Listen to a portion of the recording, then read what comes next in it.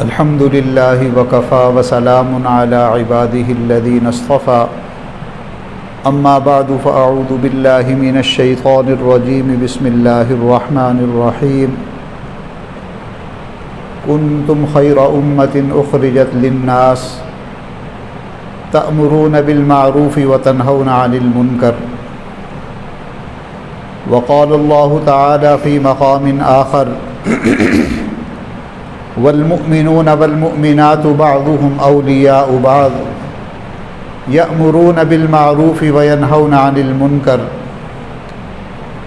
سبحان ربك رب العزة عما يصفون وسلام على المرسلين والحمد لله رب العالمين اللهم صل على سيدنا محمد وعلى آل سيدنا محمد وبارك وسلم اللهم صل على سيدنا محمد وعلى آل سيدنا محمد وبارك وسلم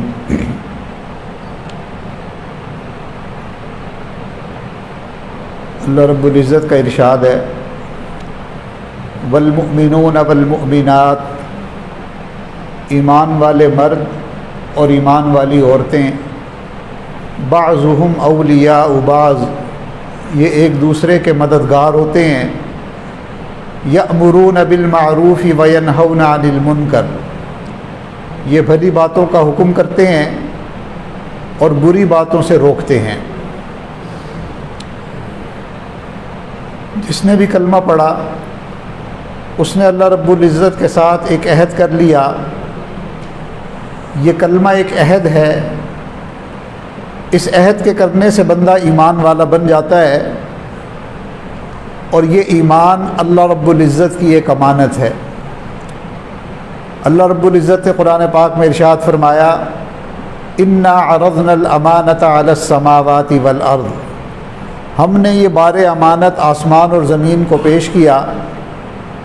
تو یہاں اللہ تعالیٰ نے اس کے لیے امانت کا لفظ استعمال فرمایا کہ اس امانت کو آسمان اور زمین پر پیش کیا گیا، مگر وہ اس کے بوجھ کو اٹھانے سے عاجز آ گئے۔ پھر اللہ تعالیٰ نے اپنی رحمت اور قدرت سے یہ ذمہ داری اپنے بندوں کے سر پر رکھی، اور انسان نے اس ذمہ داری کو اپنے سر پر لے لیا۔ امانت کے بارے میں ایک دستور ہے کہ وہ دی ہوئی چیز ہوتی ہے اور اس کو پھر پہنچانا ہوتا ہے۔ اگر آدمی امانت کو نہ پہنچائے تو وہ سزا کا مستحق ہوتا ہے۔ اللہ رب العزت نے بھی ارشاد فرمایا ان اللہ یأمرکم ان تؤدوا الامانات الی اہلہا، کہ بے شک اللہ تعالیٰ تمہیں حکم دیتا ہے کہ امانت والوں کو ان کی امانتیں پہنچا دو۔ جب یہ ایمان کسی بندے کے سینے میں اتر جاتا ہے تو یہ ایک امانت ہوتا ہے، اس امانت کو آگے پہنچانا ہے۔ کس کے پاس پہنچانا ہے؟ اللہ تعالیٰ کے بندوں کے پاس۔ اس امانت کو اللہ کے بندوں تک پہنچانا یہ ہماری ذمہ داری ہے کہ اللہ تعالیٰ کے بندوں کو اللہ تعالیٰ کا تعارف کروایا جائے۔ یہ ایمان جو اللہ نے ہمیں اپنی رحمت اور کرم سے عطا فرمایا، اس ایمان کی امانت کو آگے منتقل کیا جائے۔ پہلے یہ امانت انبیاء کو ملتی تھی، وہ اپنی زندگی میں اپنی اپنی امتوں تک پہنچاتے تھے۔ پھر نبی رحمت صلی اللہ علیہ وسلم کی تشریف آوری کے بعد آپ کے سر پر ختم نبوت کا تاج سجایا گیا، اور پھر اس کے بعد چونکہ اللہ نے اپنے محبوب صلی اللہ علیہ وسلم پر نبوت کو ختم فرما دیا، تو اللہ کے محبوب کی امت کو اور آپ کے ورثاء کو یہ امانت ملی۔ اس لیے فرمایا العلماء ورثۃ الانبیاء، کہ علماء انبیاء کے وارث ہیں۔ چنانچہ وہ نبی علیہ السلام کے نائب بن کر اس امانت کو پوری دنیا کے اندر پھیلائیں گے، اور لوگ جو ان علماء سے حصہ پائیں گے وہ بھی پھر اپنے اپنے درجے کے مطابق اس امانت کو آگے پہنچانے کے ذمہ دار ہیں۔ تو نبی علیہ السلام کی ختم نبوت کے صدقے یہ ہمیں ذمہ داری ملی۔ اس لیے اللہ تعالیٰ نے اپنی رحمت اور کرم کے ساتھ ہمیں اپنے محبوب کی امت میں پیدا فرمایا، یہ بہت بڑا اعزاز ہے۔ یہ اتنا بڑا اعزاز ہے کہ اس امت کے بارے میں قرآن پاک میں ارشاد فرمایا کنتم خیر امہ، تم سب میں بہترین امت ہو، جتنی امتیں پہلے آئی ان سب میں سب سے بہتر امت تم ہو۔ اس کی وجہ کیا ہے؟ یہ بہتری کا جو تاج سر پر رکھا گیا، یہ جو وجہ افتخار ہے، یہ کیا ہے؟ تأمرون بالمعروف وتنہون عن المنکر، کہ تم نیکی کی بات کا حکم کرتے ہو اور برائی کی باتوں سے روکتے ہو۔ یہ وہ کام ہے جس کی وجہ سے اس امت کو اللہ تعالیٰ نے امتیازی شان عطا فرمائی۔ اللہ رب العزت نے اس امت کو خیر امت کا لقب عطا فرمایا، لہٰذا امت کے ہر فرد کے یہ ذمہ ہے کہ وہ خود بھی دین پر عمل کرے، دین کو سیکھے سمجھے، اور پھر اس کے بعد اپنے اپنے دائرہ کار کے اندر اس دین کے پیغام کو، اس ایمان کے پیغام کو نبی علیہ الصلوۃ والسلام کی بقیہ امت تک پہنچائے، اور ان لوگوں تک پہنچائے جو اس پیغام کو نہیں جانتے۔ اس لیے اللہ تعالیٰ نے دنیا میں ہمیں ایک کام دے کر بھیجا ہے، وہ کام یہی ہے اخرجت للناس، کہ تمہیں نکالا گیا ہے انسانوں کے لیے۔ تم عام لوگ نہیں ہو، تم خاص لوگ ہو، تم نبی رحمت صلی اللہ علیہ وسلم کے امتی ہو، تو تم ایسے عام لوگوں کی طرح نہیں کہ تمہیں دنیا میں ویسے ہی جو ہے نا اللہ نے پیدا کیا، نہیں، بلکہ اللہ تعالیٰ فرما رہے ہیں اخرجت للناس، تمہیں انسانوں کے لیے نکالا گیا ہے تاکہ تم بھلی باتوں کا حکم کرو، نیکی کی تلقین کرو، ایک دوسرے کو دعوت دو، اور برائی کے کاموں سے ایک دوسرے کو روکنے کی کوشش کرو۔ اس لیے یاد رکھیں کہ دنیا کام کے لیے ہے، قبر آرام کے لیے ہے، اور جنت عیش کے لیے بنائی گئی۔ تو دنیا میں انسان نے آ کر کام ہی کرنا ہے، یہاں پر صبح بھی کام اور شام بھی کام، آرام قبر میں جا کر ملے گا، اور عیش کی جگہ اللہ تعالیٰ نے جنت کو بنایا۔ اس دنیا میں مومن کے لیے آرام نہیں، کام کام کام، بس تھوڑا سا آرام، اور وہ آرام بھی اس نیت سے ہو کہ میں دوبارہ سے تازہ دم ہو کر پھر کام کروں۔ اس لیے اللہ رب العزت نے علماء کی نیند کو بھی عبادت قرار دیا کہ النوم نوم العلماء عبادہ، کہ علماء کی نیند بھی عبادت ہے۔ اس لیے کہ علماء جو نیند لیتے ہیں وہ اس لیے لیتے ہیں کہ پھر سے تازہ دم ہو کر دین کا کام کریں، دوبارہ سے تازہ دم ہو جائیں، جسم کو آرام مل جائے، اور فریش ہو کر دوبارہ دین کا کام کریں۔ یاد رکھیں کہ دنیا کے اندر جو دینے والا ہاتھ ہے وہ لینے والے ہاتھ سے بہتر ہے۔ الید العلیٰ خیر من الید السفلیٰ، کہ اوپر والا ہاتھ نیچے والے ہاتھ سے بہتر ہوتا ہے۔ تو اس حدیث پاک میں علیٰ اور سفلیٰ کا لفظ استعمال فرمایا، تو ہمارے مشائخ فرماتے ہیں کہ انسان کو بھی چاہیے کہ وہ کچھ نہ کچھ خیر دوسروں کو دینے کی کوشش کرے، ہمیشہ کوئی نہ کوئی نعمت ہو اس کے پاس جو دوسروں کو دے، اور اس سے بڑی نعمت کوئی نہیں کہ اللہ تعالیٰ نے ہمیں ایمان جیسی قیمتی نعمت عطا فرمائی، نبی علیہ الصلوۃ والسلام کا امتی بنایا، یہ بہت بڑی نعمت ہے۔ ہم اس نسبت کو آگے دینے کی کوشش کریں، ہم دینے والے بنیں، داعی بنیں، مدعو نہ بنیں۔ تو انسان کی دو ہی حیثیتیں ہیں، یا تو وہ اس دنیا میں داعی ہوگا یا مدعو ہوگا۔ آج اس وقت جن چیزوں کی دعوت بہت زیادہ ہو چکی ہے وہ چیزیں رواج میں آ گئی ہیں، اور ان چیزوں کی وجہ سے آج دنیا کے اندر فتنہ اور فساد پھیلتے چلے جا رہے ہیں۔ یہ جتنے بھی گناہ ہیں، جتنی بھی اس وقت بے حیائی کے کام ہیں، اس لیے کہ اس کے پیچھے ان کی ایک بھرپور دعوت ہے۔ وہ دعوت تحریر کے ذریعے بھی ہے، تقریر کے ذریعے بھی ہے، سوشل میڈیا کے ذریعے بھی ہے۔ جتنے بھی اسباب ہیں دعوت کے، وہ سارے کے سارے ذرائع اور اسباب اس دعوت کے لیے پوری دنیا میں استعمال کیے جا رہے ہیں، اور آج برائی کی دعوت عام ہو چکی ہے۔ اس دعوت کی وجہ سے برائی پھیلتی چلی جا رہی ہے۔ اللہ تعالیٰ نے اس امت کو بھلائی کی دعوت کے لیے دنیا میں بھیجا تھا، خیر کی دعوت کے لیے اللہ تعالیٰ نے دنیا کے اندر بھیجا تھا کہ یہ دنیا میں خیر کو عام کریں، اس کے لیے اللہ تعالیٰ نے ہمیں بھیجا تھا، اور یہی ہمارے لیے وجہ افتخار بھی تھی کہ ہم لوگوں کو نیکی کی بات بتائیں، نیکی کی طرف متوجہ کریں، نیکی کی دعوت کو عام کریں، اور برائی سے خود بھی بچیں اور دوسروں کو حد الوسع برائی سے بچانے کی کوشش کریں۔ یہ ہمارا کام تھا۔ آج اس کام کو چھوڑنے کی وجہ سے امت پستی کے اندر چلی گئی، زوال کے اندر چلی گئی۔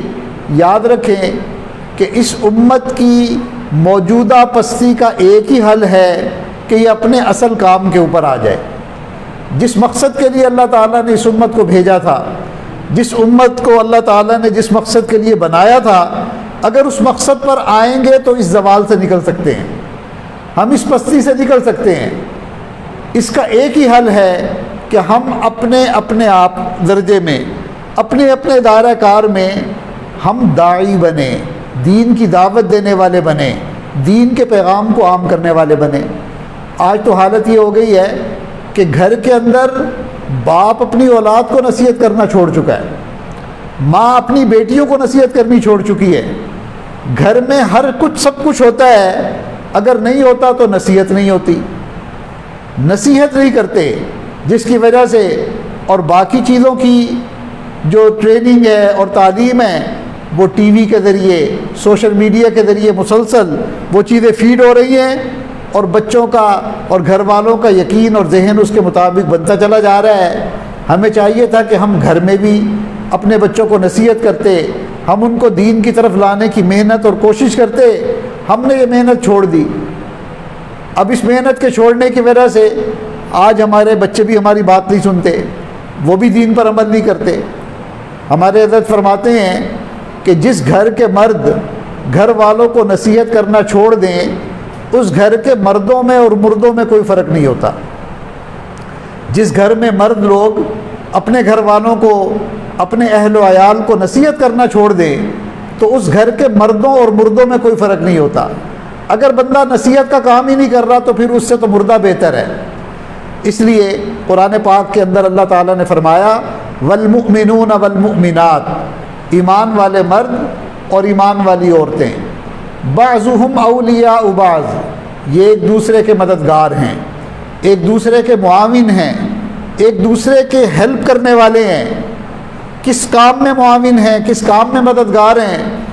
یأمرون بالمعروف وینہون عن المنکر، کہ یہ نیکی کے کام کرنے میں، نیکی کی دعوت کو عام کرنے میں، نیکی کی بات سمجھانے میں، نصیحت کرنے میں ایک دوسرے کے معاون ہیں، اور برائی سے روکنے میں بھی ایک دوسرے کے معاون ہیں۔ اس لیے آپ دیکھیں گھر میں بچوں کے لیے ماں باپ مشورہ کرتے ہیں، بات کرتے ہیں، کبھی بچوں کے رشتے کی بات ہوتی ہے، کبھی ان کے مستقبل کی بات ہوتی ہے، کبھی ان کے لیے جاب کے بارے میں سوچا جاتا ہے۔ تو بالعموم آج کے ماں باپ یہ سوچتے ہیں کہ بھی ہم اپنی آنکھوں کے سامنے اپنے بچوں کو سیٹ ہوتا ہوا دیکھ لیں، ہمارے بچے ہماری آنکھوں کے سامنے سیٹ ہو جائیں، ان کو اچھی ملازمت مل جائے یا وہ کسی اچھے کاروبار کو کرنے لگ جائے، ان کی تعلیم مکمل ہو جائے۔ یہ سب کچھ وہ کرتے ہیں، کس لیے کرتے ہیں؟ اس لیے کہ ان کے ذہن میں ایک چیز ہوتی ہے، وہ چیز یہ ہوتی ہے کہ ہمارے مرنے کے بعد ہمارے بچوں کا کیا بنے گا۔ تو یہ سوچ آج کل عام ہے، ہر بندہ سوچتا ہے کہ جی ہمارے مرنے کے بعد بچوں کا کیا بنے گا، اس لیے ہم اپنے سامنے ہی ان بچوں کو سیٹ ہوتا ہوا دیکھ لیں، ہم ان بچوں کے لیے کچھ کر لیں۔ یاد رکھیں کہ یہ ایک مسلمان کی سوچ نہیں ہے، مسلمان کی سوچ محدود نہیں ہوتی، مسلمان کی سوچ لامحدود ہوتی ہے۔ اللہ تعالیٰ نے ہمیں دنیا میں بھیج دیا، اب ہماری جو زندگی ہے یہ لامحدود ہے، یہاں سے انتقال تو ہے لیکن اب یہ زندگی ختم نہیں ہوگی۔ ہم دنیا کے اندر سے قبر منتقل ہوں گے، قبر سے ہم آخرت کی طرف منتقل ہوں گے، اور آخرت میں پھر اللہ تعالیٰ کے فیصلے کے مطابق یا جنت میں چلے جائیں گے یا جہنم کے اندر جائیں گے۔ تو یہ ان لمیٹڈ لائف ہے، ابد الآباد کی زندگی ہے۔ اس لیے مسلمان کی سوچ اتنی محدود نہیں ہونی چاہیے کہ جی دنیا میں ہمارے مرنے کے بعد بچوں کا کیا بنے گا۔ مسلمان کی سوچ تو یہ ہونی چاہیے کہ ہمارے بچوں کے مرنے کے بعد ان کا کیا بنے گا۔ ظاہر ہے بچوں نے بھی تو مرنا ہے، مرنے کے بعد کیا بچے اس قابل ہوں گے کہ وہ آخرت کے اندر اللہ رب العزت کے ہاں کامیابی حاصل کرے اور جنت میں جانے والے بن جائیں؟ اگر ہم نے بچوں کو اس قابل بنا دیا تو ہم اچھے ماں باپ ہیں، ہم نے اپنی ذمہ داری کو پورا کیا، اس کے لیے ہم کوشش کرنے کے مکلف ہیں۔ اور اگر ہم نے دنیا کے بارے میں تو سوچا کہ بچے انگریزی اچھی پڑھ جائیں، بچوں کی تعلیم اور تربیت دنیا کے اعتبار سے اچھی ہو جائے اور ان کے دین کی فکر ہی نہ کی، تو قیامت کے دن ہم سے اس کے بارے میں پوچھا جائے گا۔ یہ ایک امانت تھی جو ہمیں آگے منتقل کرنی تھی۔ اس لیے نبی علیہ الصلوۃ والسلام نے فرمایا کہ قیامت کے دن ہر بندے سے اس کے ماتحتوں کے بارے میں پوچھا جائے گا۔ کلکم مسئول، کلکم راع وکلکم مسئول عن رعیتہ، تم میں سے ہر بندہ ذمہ دار ہے اپنی رعیت کا، اپنے ماتحتوں کا، اپنے گھر والوں کا۔ وکلکم مسئول عن رعیتہ، اور تم میں سے ہر شخص سے اس کے رعایا کے بارے میں، اس کے ماتحتوں کے بارے میں، اس کے گھر والوں کے بارے میں پوچھا جائے گا۔ تو اس لیے یہ نہیں ہوگا کہ جی ہم تو اپنی نماز پڑھ لیتے تھے، ہم تو اپنا ذکر کر لیتے تھے، ہم سے ہمارے بچوں کے بارے میں، اہل و عیال کے بارے میں، اور وہ لوگ جو ہماری ماتحتی کے اندر آتے ہیں ان کے بارے میں بھی پوچھا جائے گا۔ اس لیے کہ ہم اس نبی صلی اللہ علیہ وسلم کے امتی ہیں کہ جو دنیا میں ہدایت کو عام کرنے کے لیے تشریف لائے، دین کو لوگوں کو دینے کے لیے آئے۔ یاد رکھیں ہدایت اللہ دیتے ہیں، مگر ہدایت کے لیے جو سبب ہے وہ انسانوں نے اختیار کرنا ہوتا ہے۔ نبی علیہ السلام نے بھی فرمایا انما انا قاسم واللہ یعطی، کہ میں دنیا میں تقسیم کرنے والا ہوں اور اللہ تعالیٰ عطا کرنے والے ہیں۔ اللہ عطا کرتے ہیں اور تقسیم کا ذمہ دار میں ہوں۔ تو ہم بھی نبی علیہ السلام کے امتی ہونے کی حیثیت سے ہم بھی تقسیم کے ذمہ دار ہیں۔ ہدایت تو اللہ تعالیٰ نے اپنے پاس سے دینی ہے، دل تو اللہ تعالیٰ نے بدلنا ہے۔ ہمارے کام، ہمارے ذمے کسی کی ہدایت نہیں لکھی ہوئی، ہم دل کو بدل نہیں سکتے، لیکن ہم اللہ تعالیٰ کا پیغام پہنچانے کے مکلف ہیں۔ ہم دین کی بات دوسروں تک پہنچانے کے مکلف ہیں، اور پہنچانی بھی اچھے طریقے سے ہے، صحیح طریقے سے لوگوں کو مائل کریں، پیار اور محبت سے قائل کریں۔ اس لیے فرمایا قل ھذہ سبیلی ادعو الی اللہ، کہ اے میرے محبوب صلی اللہ علیہ وسلم آپ یہ بتا دیجئے کہ یہ میرا راستہ ہے۔ ادعو الی اللہ، لوگوں کو اللہ تعالیٰ کی طرف بلانا، اللہ تعالیٰ کی طرف لوگوں کو دعوت دینا۔ علی بصیرت، بصیرت کے ساتھ، سمجھداری کے ساتھ، تدبر کے ساتھ۔ وَأَنَا وَمَنِ اتَّبَعَنِي، یہ میرا بھی راستہ ہے، یعنی نبی علیہ الصلوۃ والسلام کا بھی یہ راستہ ہے، اور جس نے بھی کلمہ پڑھا اور جو بھی نبی علیہ السلام کے اتباع کرنے والا ہے اس کا بھی یہی راستہ ہے۔ اس لیے ہم سب کے سب جو ہے ذمہ دار ہیں۔ ہماری حیثیت ایک ذمہ دار کی ہے۔ ایک سپاہی اگر اپنی ڈیوٹی انجام دیتا رہے، خود بھی وہ احکام سلطنت کی پابندی کرے اور دوسروں کو بھی ان احکام کی پابندی پر متوجہ کرتا رہے، اسی طرح ہم بھی دین کے سپاہی ہیں۔ ہمیں بھی چاہیے کہ ہم احکام خداوندی پر عمل کرتے ہوئے دوسروں کو اللہ تعالیٰ کے احکام پر عمل کرنے کے لیے متوجہ کرتے رہیں۔ اب یہ نعمت اگر ہم تقسیم کریں گے تو اللہ کی طرف سے ہمیں نعمتیں ملیں گی، اللہ تعالیٰ کی طرف سے انعام ملے گا۔ اس لیے فرمایا کہ قل ھذہ سبیلی ادعو الی اللہ، کہ یہ میرا راستہ ہے لوگوں کو اللہ تعالیٰ کی طرف بلانا۔ انا ومن اتبعنی، میرا راستہ بھی ہے اور میرے جتنے بھی میری اتباع کرنے والے ان کا بھی راستہ ہے۔ اور اگر ہم نے یہ کام نہ کیا تو قیامت کے دن ہمیں حسرت ہوگی، ہمیں افسوس ہوگا۔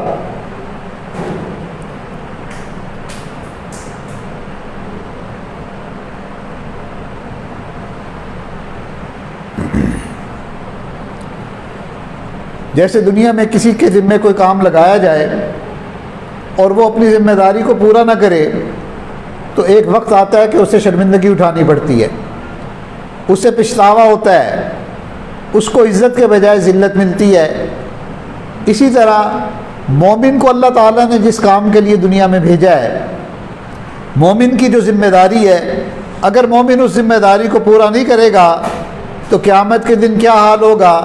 قرآن پاک میں اللہ تعالیٰ نے فرمایا وَيَوْمَ يَعَزُّ الظَّالِمُ عَلَىٰ يَدَيْهِ يَقُولُ يَا لَيْتَنِي اتَّخَذْتُ مَعَ الرَّسُولِ سَبِيلًا، اور جس دن ظالم اپنا ہاتھ کاٹ کھائے گا اور کہے گا کہ کاش میں نے پیغمبر کے ساتھ رشتہ اختیار کیا ہوتا۔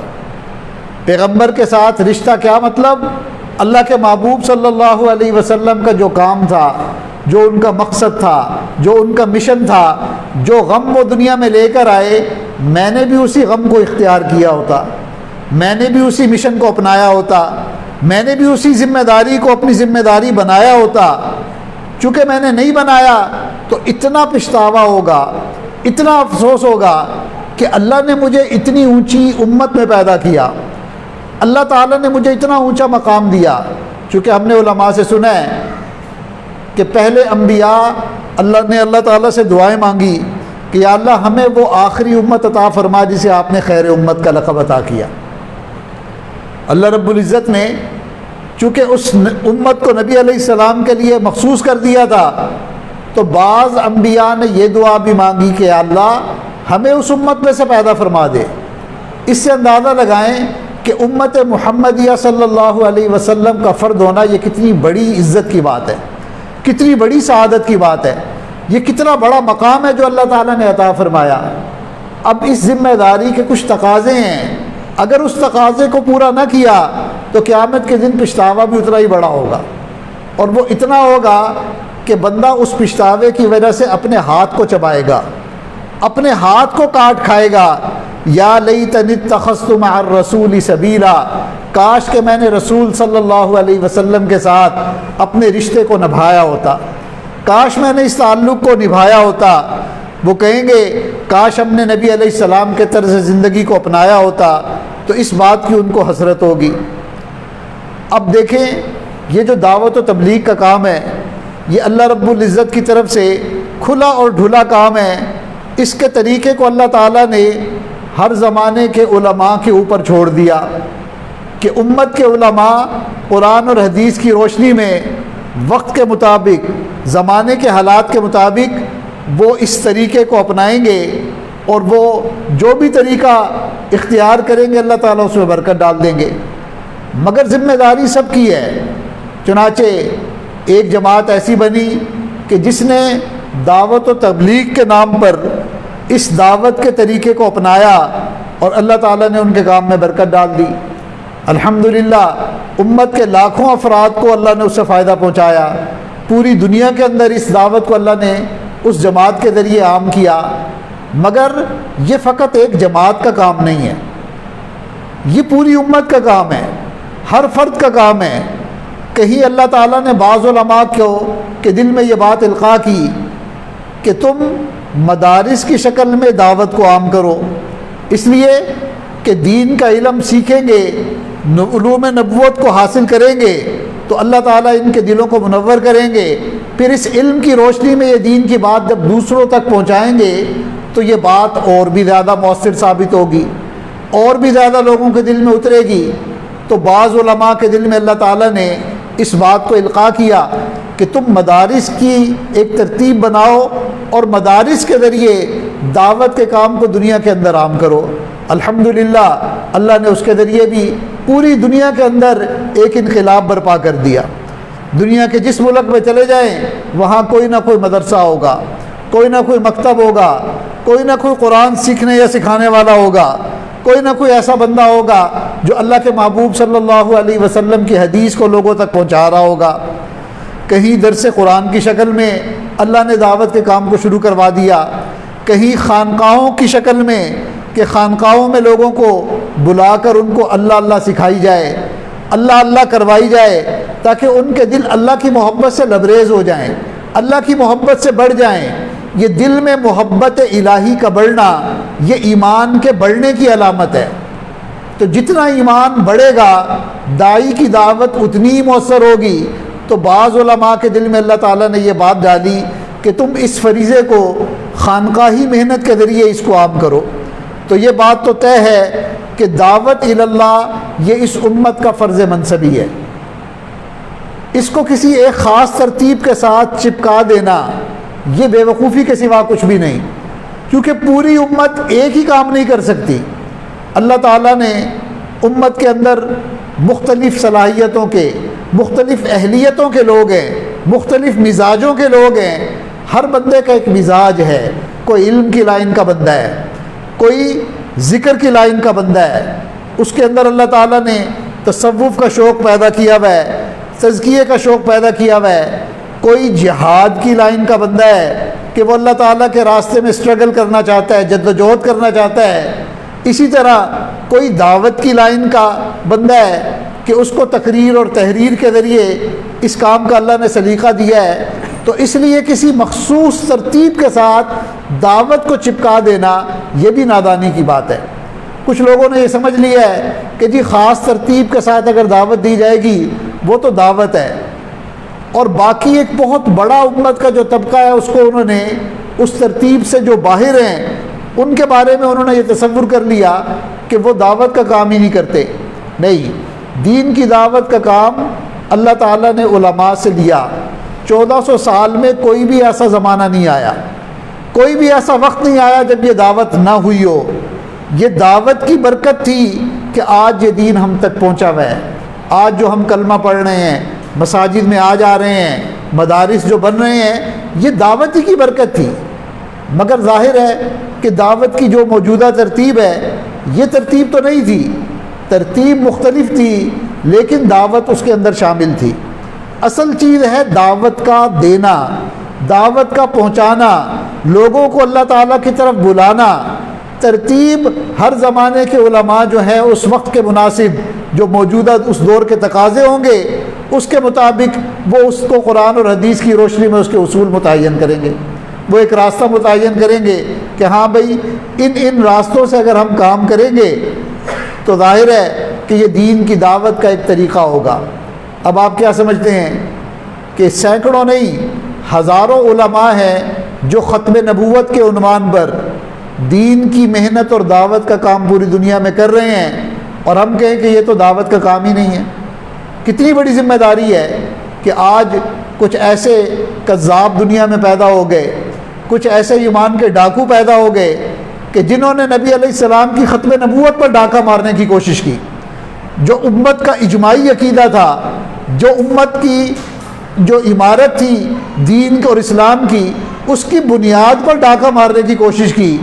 اب ان کے لیے ان کے خلاف سفارہ ہونا اور ان کے خلاف کام کرنا، اگر یہ دعوت نہیں تو مجھے بتائیں پھر دعوت ہے کیا؟ تو یاد رکھیں کہ کہیں ختم نبوت کے عنوان پر دعوت کا کام ہوگا، کہیں خانقاہ کے عنوان پر دین کی دعوت کا کام ہوگا، کہیں مدارس عربیہ کے عنوان پر دین کی دعوت کا کام ہوگا، کہیں اقامت دین کی کوششوں کے عنوان پر دین کی دعوت کا کام ہوگا، اور کہیں دعوت و تبلیغ کے عنوان پر دین کا کام، دعوت کا کام ہوگا. یہ سب کے سب دین کی دعوت ہی کے کام ہیں. اللہ تعالیٰ نے اس کی ترتیب کے اندر سہولت رکھ دی ہے کہ بھئی کچھ لوگ اس ترتیب سے کر لیں، کچھ لوگ فلاں ترتیب سے کر لیں. جو جس ترتیب کے ساتھ جڑا ہوا ہے وہ دین کا داعی ہے. مگر ہم یہ کام کریں، ہم اس سے فارغ نہ بیٹھیں. اللہ نے ہمیں ذمہ دار بنایا ہے. ہم اپنے اپنے دائرہ کار کے اندر آج یہ دعوت بہت کم ہو چکی ہے. ہم سلام دعا تو کرتے ہیں مگر ہم نماز کی دعوت نہیں دیتے. ہم جس شعبے میں بھی لگے ہوئے ہیں ہم اس کی دعوت نہیں دیتے. ہم کہتے ہیں بندہ خود ہی آ جائے گا. بھئی بغیر دعوت کے کوئی کیسے آئے گا؟ بغیر دعوت کے کوئی دین کو کیسے اختیار کرے گا؟ تو جس شعبے میں بھی ہیں، جس کام میں بھی لگے ہوئے ہیں، آپ اس کے ساتھ دعوت کو شامل کریں. جو مشترکات ہیں اس کی دعوت دینے میں تو کوئی حرج نہیں. بھئی کلمے کی دعوت دینا، نماز کی دعوت دینا، علم سیکھنے کی دعوت دینا، ذکر کی دعوت دینا، اچھے اخلاق کو اپنانے کی دعوت دینا، اخلاص کی دعوت دینا، اس میں کوئی اختلافی بات ہی نہیں ہے. اس میں کوئی ایسی بات بھی نہیں کہ جس سے لڑائی جھگڑا ہو. تو دعوت کو بندہ، ہاں یہ علماء سے پوچھیں گے کہ جی ہم نے دعوت دینی کیسے ہے، اس کا طریقہ کیا ہے، تو یہ سب کی ذمہ داری ہے.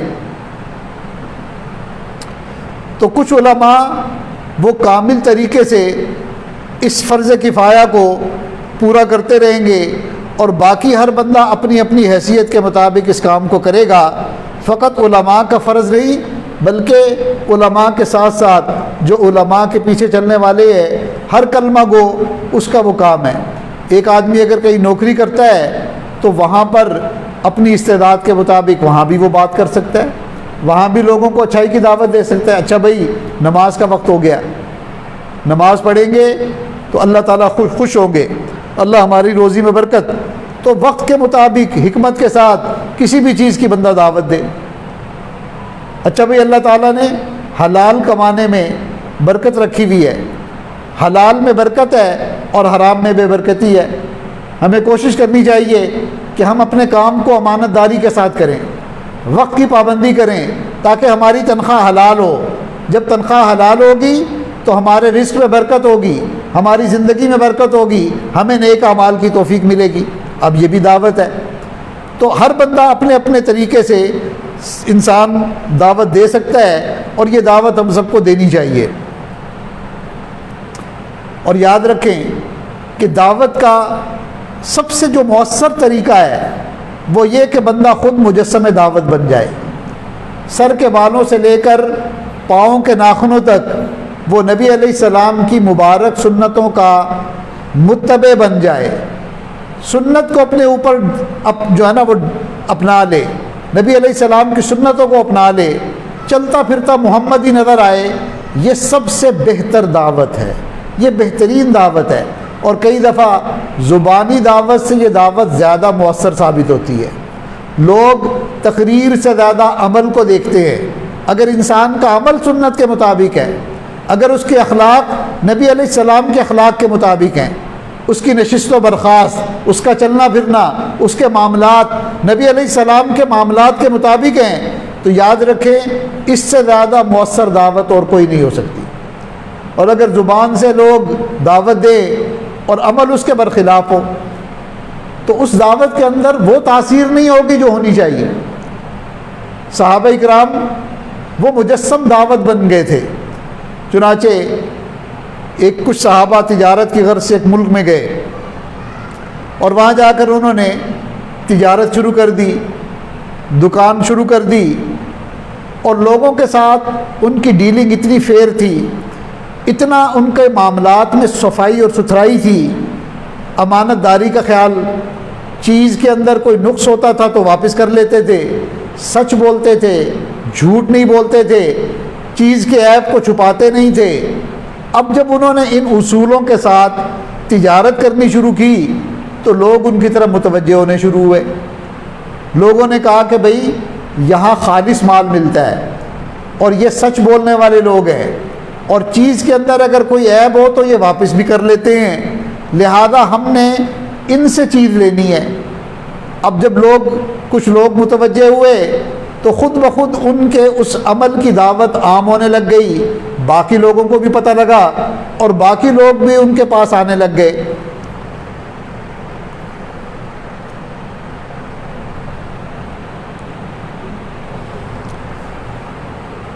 تو لوگ ان کے پاس ان کے اس عمل کی وجہ سے، ان کے معاملات کی صفائی کی وجہ سے، کھرا مال بیچنے کی وجہ سے، سچ بولنے کی وجہ سے لوگ خود بخود ان کے قریب ہونے لگے۔ اب کیا ہوتا کہ ظاہر ہے کہ وہ صحابہ نماز کے وقت میں اپنے کام کو چھوڑ کر نماز کے لیے چلے جاتے، مگر لوگ انتظار کرتے کہ جب یہ واپس آئیں گے تو ہم نے انہی سے سودا لینا ہے۔ اب جب لوگ قریب آ گئے، طبیعت مانوس ہو گئی، تو اب لوگوں نے ان سے کویسچن کرنے شروع کر دیے، ان سے پوچھنا شروع کیا کہ بھئی یہ جو کام تو سب لوگ کرتے ہیں، بزنس تو سبھی لوگ کرتے ہیں، تجارت تو باقی لوگ بھی کرتے ہیں، لیکن آپ کے اندر جو صفائی ہے اور آپ کے اندر جو سچائی ہے، یہ اصول آپ نے کہاں سے لیے؟ اب جب لوگوں نے پوچھنا شروع کیا تو صحابہ نے بتانا شروع کر دیا کہ بھئی ہم تو جاہل لوگ تھے، ہمارے پاس تو علم بھی نہیں تھا، ہمارے پاس تو کوئی تربیت بھی نہیں تھی، ہم تو جہالت کی پستی میں پڑے ہوئے تھے۔ ایسے وقت میں اللہ نے اپنے ایک بندے کو بھیجا، وہ نبی علیہ الصلاۃ والسلام اللہ کے پیغمبر بن کر آئے، انہوں نے آ کر ہمیں علم بھی دیا اور انہوں نے آ کر ہمیں تربیت بھی دی۔ اللہ کے نبی نے آ کر فرمایا انما بعثت معلما، میں دنیا میں معلم بنا کر بھیجا گیا ہوں، میں دنیا میں تعلیم کو عام کرنے کے لیے بھیجا گیا ہوں۔ تو نبی علیہ السلام نے ہماری اس جہالت کو علم کے ذریعے، قرآن کی روشنی کے ذریعے اور اپنی مبارک تعلیمات کے ذریعے ہماری جہالت کو دور کیا۔ پھر نبی علیہ السلام نے یہ بھی فرمایا بعثت لأتمم مکارم الاخلاق، میں تمہیں دنیا میں اچھے اخلاق سکھانے کے لیے بھیجا گیا ہوں، میں مکارم اخلاق کے لیے بھیجا گیا ہوں تاکہ تمہیں اچھے اخلاق سکھاؤں، لوگوں کے ساتھ اچھے طریقے سے معاملات کرنا سکھاؤں، تمہارے اخلاق اچھے ہو جائیں۔ تو اللہ کے نبی نے آ کر ہمیں ایمان بھی دیا، ہمیں علم بھی دیا اور ہمارے اخلاق کو بھی سنوارا۔ اب جب انہوں نے بتایا کہ نبی علیہ السلام نے آ کر ہمیں ایمان بھی دیا، ہمیں عبادت کا طریقہ بھی سکھایا اور لوگوں کے ساتھ معاملات کرنے بھی سکھائے، تو اب انہوں نے دوسری بات یہ پوچھی کہ بتاؤ بھائی تم یہ دن میں کچھ وقت کے لیے دکان چھوڑ کر کہاں چلے جاتے ہو؟ تو اب صحابہ نے ان کو بتایا کہ دیکھو ہم پر اللہ تعالیٰ جو ہمارے رب اور مالک ہیں، جس نے ہمیں دنیا میں بھیجا اور مرنے کے بعد ہم نے ہمیشہ جن کے پاس جانا ہے، اس اللہ کے بھی حقوق ہیں اور ان میں سے ایک حق 5 وقت نماز کا پڑھنا ہے۔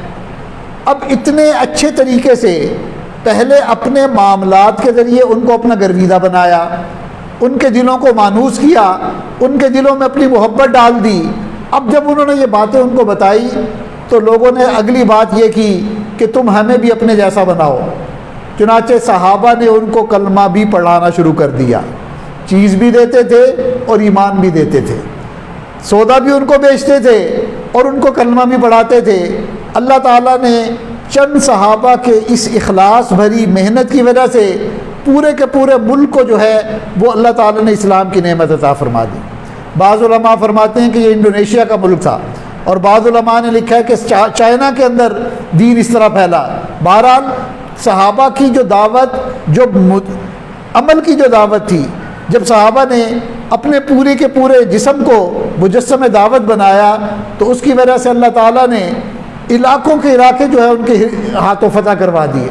پورے پورے ملک کے اندر دین کا پیغام پہنچ جاتا تھا اور ایمان کا پیغام پہنچ جاتا تھا۔ اس لیے حضرت عائشہ صدیقہ فرماتی تھی فتحت المدینۃ بالاخلاق، کہ نبی علیہ السلام نے مدینہ کو اپنے اخلاق سے فتح کیا، تلوار سے فتح نہیں کیا۔ مدینہ کے لوگ کوئی تلوار کے ذریعے اسلام میں داخل نہیں ہوئے، انہوں نے نبی علیہ السلام کے کردار کو دیکھا، انہوں نے نبی علیہ السلام کے مبارک اخلاق کو دیکھا۔ یاد رکھیں کہ دنیا تلوار کا مقابلہ کر سکتی ہے، کردار کا مقابلہ نہیں کر سکتی۔ کردار جب بھی پیش کیا جائے گا اللہ تعالیٰ اسے فتح عطا فرمائیں گے، اور یہی بات تھی کہ حضرت عائشہ نے فرمایا فتحت المدینۃ بالاخلاق، اللہ کے محبوب نے مدینہ کو اپنے اخلاق سے فتح کیا۔ تو ہم بھی اگر نبوت والے اخلاق سیکھیں گے، ان اخلاق کو اپنائیں گے اور اپنی زندگی کے اندر لا کر ہم لوگوں کے ساتھ ان اخلاق کے مطابق معاملہ کریں گے تو ہم بھی دلوں کے فاتح بن جائیں گے۔ جو دلوں کو فتح کر لے وہی فاتح زمانہ۔ آج لوگ دلوں کو فتح نہیں کرتے، آج لوگ جو ہے نا لوگوں کی سمجھتے ہیں کہ شاید ملکوں کو فتح کرنے سے ہم لوگوں کو فتح کر سکتے ہیں۔ فتح کرنے کا ایک ہی راستہ ہے کہ انسان اپنے کردار کے ذریعے لوگوں کے دلوں کو فتح کر لے۔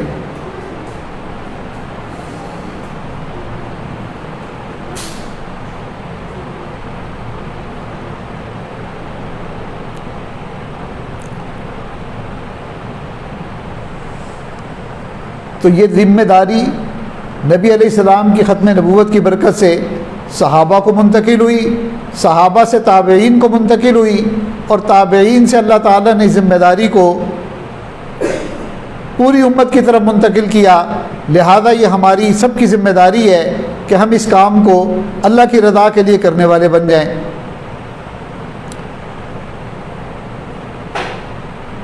پھر یہ کام صرف مردوں کا نہیں ہے کہ مردوں نے اس ذمہ داری کو پورا کرنا ہے، بلکہ یہ کام خواتین کا بھی ہے۔ خواتین بھی اپنے اپنے دائرہ کار میں رہتے ہوئے دین کا کام کریں، لوگوں کو اللہ تعالیٰ کی طرف بلائیں۔ اللہ تعالیٰ نے عورت کو ایک مقام دیا ہے۔ پچھلے ہفتے بھی ساجد نے آپ سے یہ بات عرض کی تھی کہ دیکھیں عورت کو دنیا میں 4 طرح سے محبت ملتی ہے۔ ایک اس کو محبت ملتی ہے ماں ہونے کی حیثیت سے، اولاد کے دل میں اپنی ماں کی جو محبت ہے اس کے لیے کسی مثال کو دینے کی ضرورت نہیں، ہر سلیم الفطرت انسان جانتا ہے کہ انسان اپنی ماں سے کتنی محبت کرتا ہے، اس لیے کہ اللہ تعالیٰ نے ماں کو پرورش کرنے کا اختیار دیا، اس پرورش کی وجہ سے اللہ تعالیٰ اولاد کے دل میں محبت ڈال دیتے ہیں، تو اس محبت کی وجہ سے اولاد اپنی ماں کی بات کو زیادہ مانتی ہے۔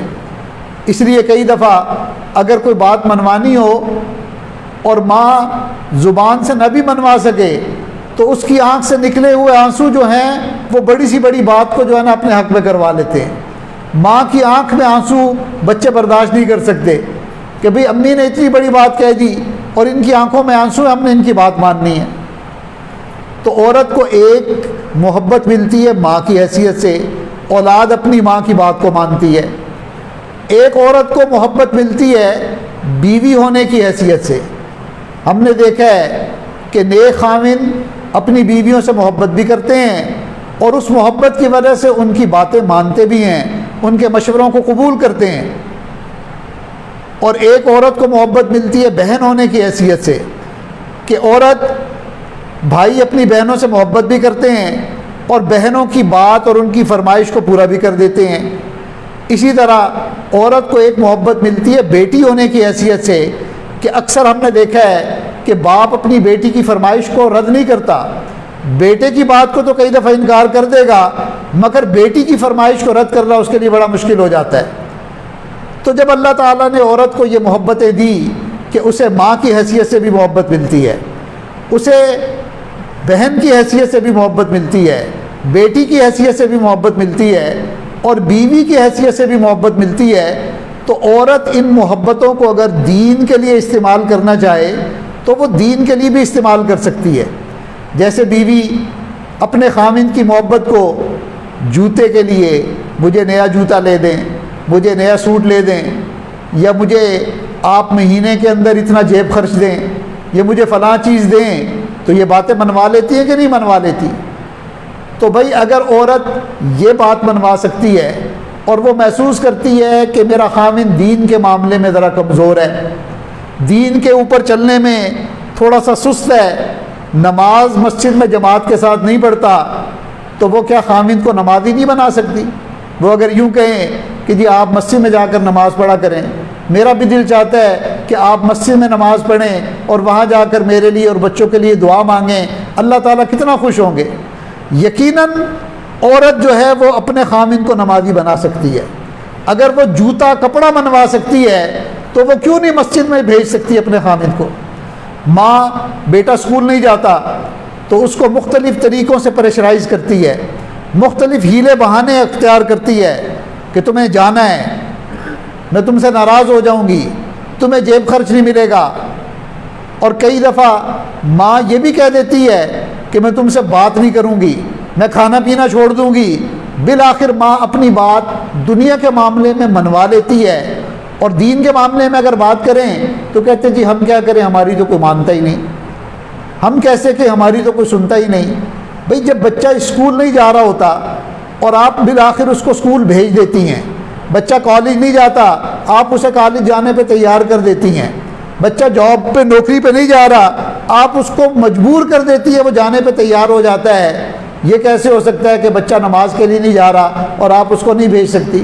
آپ اگر بھیجنا چاہیں تو آپ اس محبت کی وجہ سے جو اللہ نے آپ کے بیٹے کے دل میں آپ کی محبت ڈالی ہے، آپ اس محبت کو استعمال کر کے بچے کو 5 وقت کا نمازی بنا سکتی ہیں۔ اگر بچہ بے نمازی ہے تو اس میں آپ کی محنت کی کمی ہے۔ تو دین کی دعوت کا کام فقط مردوں کا کام ہی نہیں ہے، یہ کام عورتوں کا بھی ہے کہ عورت بھی اپنے اپنے دائرہ کار کے اندر، اپنے گھر کے اندر، اپنے رشتہ داروں کے اندر، اپنی فیملی کے اندر وہ دین کی دعوت کا کام کرے، لوگوں کو بھلی باتوں کا حکم کرے اور برائی کے کاموں سے روکے۔ اور یاد رکھیں کہ عورت سے بھی قیامت کے دن پوچھا جائے گا، بھئی تمہیں خاوند کی محبت ملی، باپ کی محبت ملی، بیٹے کی محبت ملی، بھائی کی محبت ملی، ان محبتوں سے دنیا کے فائدے اٹھاتی رہی، تم نے ان محبتوں کو استعمال کر کے دین کا کام کیا کیا؟ تو عورت دنیا میں تو بہانہ بنا سکتی ہے، اور جی ہماری تو بات ہی نہیں مانتے، ہم کیا کریں؟ قیامت کے دن یہ بہانہ نہیں چلے گا۔ تو یہ کام نبی علیہ السلام کی ختم نبوت کے صدقے اس امت کے ہر فرد کا کام ہے، ہر طبقے کا کام ہے، ہر شعبے والے کا کام ہے، سب نے کرنا ہے۔ لیکن اگر اصول کے مطابق کریں گے اور سیکھ کر کریں گے تو زیادہ مؤثر بھی ہوگا اور فائدہ بھی ہوگا۔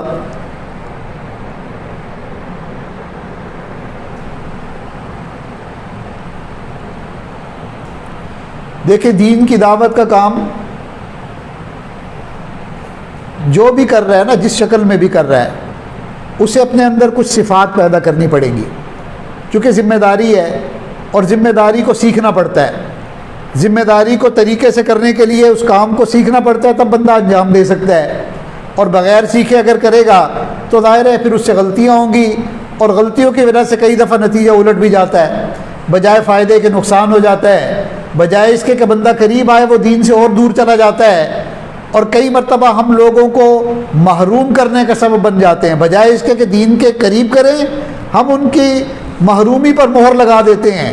وجہ کیا ہوتی ہے کہ ہم نے یہ تو سیکھا ہوتا ہے کہ ہم نے دعوت دینی ہے، مگر یہ نہیں سیکھا ہوتا کہ یہ دعوت دینی کیسے ہے، کن صفات کے ذریعے یہ دعوت دینی ہے۔ تو آج ہم قرآن اور حدیث کی روشنی میں مختصراً ان چند صفات کو ذکر کریں گے کہ جن صفات کے ذریعے سے انسان کی دعوت مؤثر ہو جاتی ہے۔ ان میں سب سے پہلی صفت یہ ہے کہ انسان جو دعوت دے اس کے اپنے دل میں محبت الہی کا جذبہ بہت زیادہ ہونا چاہیے۔ وہ اعمال کے ذریعے، نماز کے ذریعے، ذکر کی کثرت کے ذریعے، دعا کے ذریعے اپنے اندر محبت کی شدت پیدا کرے اللہ تعالیٰ سے، اس لیے کہ قرآن میں ہے والذین آمنوا اشد حبا للہ، ایمان والے وہ لوگ ہوتے ہیں جن کے دل میں اللہ تعالیٰ کی محبت شدید ہوتی ہے۔ تو جب کوئی بندہ شدت محبت کے ساتھ، چونکہ شدت محبت یہ شدت ایمان کی علامت ہے، جس بندے کے دل میں اللہ کی محبت شدید ہے اس کا مطلب ہے اس کا ایمان اتنا ہی مضبوط ہے، ایمان میں اتنی قوت ہے، اتنی ہی طاقت ہے۔ اگر اللہ کی محبت میں کمی ہے اور زبان سے ایمان ایمان کی تقریریں بھی کرتا رہے تو یہ ایمان نہیں ہے، ایمان میں وہ قوت نہیں ہے۔ ایمان کی قوت کی علامت یہ ہے کہ ایسا بندہ اللہ سے ٹوٹ کر پیار کرتا ہو، اس کا دل اللہ کی محبت سے لبریز ہو، اللہ کی محبت سے بھرا ہوا ہو، وہ اللہ کی محبت میں تڑپنے والا ہو، مچلنے والا ہو، پھر اس کا ایمان مضبوط ہے۔ اور ایسا بندہ جب شدت ایمان اور شدت محبت جس کے دل میں ہوتی ہے، جب وہ بندہ بات کرے گا، چونکہ اس کے دل میں اللہ کی محبت ہے تو اس کی بات دوسرے کے دل پر اثر کرے گی۔ جو بات دل سے نکلتی ہے وہ دل پر اثر کرتی ہے، اور اگر دل میں محبت نہ ہو تو فقط زبان کی دعوت ہوگی تو دعوت کے اندر وہ تاثیر نہیں ہوگی جو ہونی چاہیے۔ اس لیے سب سے پہلی صفت جو داعی کے اندر ہونی چاہیے کہ وہ اللہ کی محبت کو اپنے دل میں پیدا کرے۔ کتنی پیدا کرے؟ شدید محبت۔ محبت تو کہتے ہیں لیکن وہ محبت نہیں جس میں شدت نہیں۔ اگر محبت میں شدت نہیں تو پھر وہ محبت نہیں، محبت میں شدت ہونی چاہیے کہ بندہ مصداق بن جائے اس چیز کا، الذین آمنوا اشد حبا للہ۔ اور دوسری چیز کہ دین کی جب بات کریں تو بے غرض ہو کر کریں۔ داعی کے دل میں کوئی غرض اور مرض نہیں ہونا چاہیے، لوگوں سے کسی قسم کی توقعات نہیں ہونی چاہیے کہ لوگ مجھے اپریشیٹ کریں گے، میری تعریف کریں گے، لوگ مجھے نیک سمجھیں گے، لوگ کہیں گے یار یہ کتنا اچھا بندہ ہے۔ نہیں، نہ کوئی غرض ہو نہ کوئی اس قسم کا مرض ہو۔ یہ لوگوں سے توقع رکھنا یہ دل کے مرض کی علامت ہے کہ لوگ مجھے سمجھے جی یہ تو بڑا نیک بندہ ہے، بڑا متقی بندہ ہے، بڑا داعی ہے۔ نہیں نہیں نہیں، اللہ کے لیے بس بندہ دین کی دعوت دے اور لوگوں سے عوض کے اندر کچھ بھی نہ چاہے۔ چونکہ انبیاء جب دعوت دیتے تھے تو کیا فرماتے تھے؟ یا قوم لا اسألکم علیہ اجرا ان اجری الا علی رب العالمین۔ اے میری قوم، میں اس کام پر تم سے کوئی اجر نہیں چاہتا، مجھے تم سے کوئی عوض نہیں چاہیے، میرا عوض اور بدلہ میرے اللہ رب العزت کے پاس ہے۔ تو پہلی صفت کہ اللہ تعالیٰ کی محبت میں دل ڈوبا ہوا ہو، یہ صفت اپنے اندر پیدا کریں۔ اور دوسری صفت کہ ہم بے غرض ہو کر دعوت کریں، دل میں کوئی غرض اور مرض نہ ہو۔ جب بے غرض ہو کر دعوت دیں گے تو اللہ تعالیٰ اس دعوت میں برکت ڈال دیں گے۔ اور جب دعوت دیں تو بلا تخصیص دعوت دیں، یہ نہیں کہ پڑھے لکھوں کو دعوت دیں گے اور ان پڑھوں کو ہم دعوت ہی نہیں دیں گے، یا امیروں کو تو دعوت دیں گے اور غریبوں کو دعوت ہی نہیں دیں گے۔ کئی مرتبہ یہ بات دیکھی گئی کہ اگر کوئی کم پڑھا لکھا آ جائے تو بندہ اس کو زیادہ لفٹ نہیں کرواتا، زیادہ توجہ نہیں دیتا۔ نہیں، بندہ ہر ایک کو دعوت دے، بلا تخصیص دعوت دے، تب جا کر یہ دعوت نبی علیہ السلام کی دعوت سے ملے گی۔ آپ دیکھیں اللہ نے اپنے محبوب صلی اللہ علیہ وسلم کی اس معاملے میں کیسے تربیت فرمائی کہ ایک نابینا صحابی وہ نبی علیہ السلام کی خدمت میں بڑے بے تابانہ انداز سے آ رہے تھے اور ذرا بھاگتے ہوئے تیز تیز آ رہے تھے، اور اس وقت نبی علیہ السلام کچھ سرداران قریش تھے، ان کے ساتھ گفتگو فرما رہے تھے۔ تو جب یہ صحابی نبی علیہ السلام کی محفل میں اچانک آ گئے اور انہوں نے آ کر بات شروع کی تو اللہ کے محبوب صلی اللہ علیہ وسلم کے چہرے پر تھوڑے سے ناگواری کے تاثرات پیدا ہوئے۔ یہ اس لیے ہوئے کہ بھائی اس وقت میں ان لوگوں سے بات کر رہا ہوں جو یوں سمجھ لیں کہ جو موت کے منہ میں جا رہے ہیں، یعنی کفر پر اگر مر گئے تو یہ تو سیدھا جہنم میں جائیں گے، اور یہ تو اپنا بندہ ہے، اس سے تو میں بعد میں بھی بات کر سکتا ہوں۔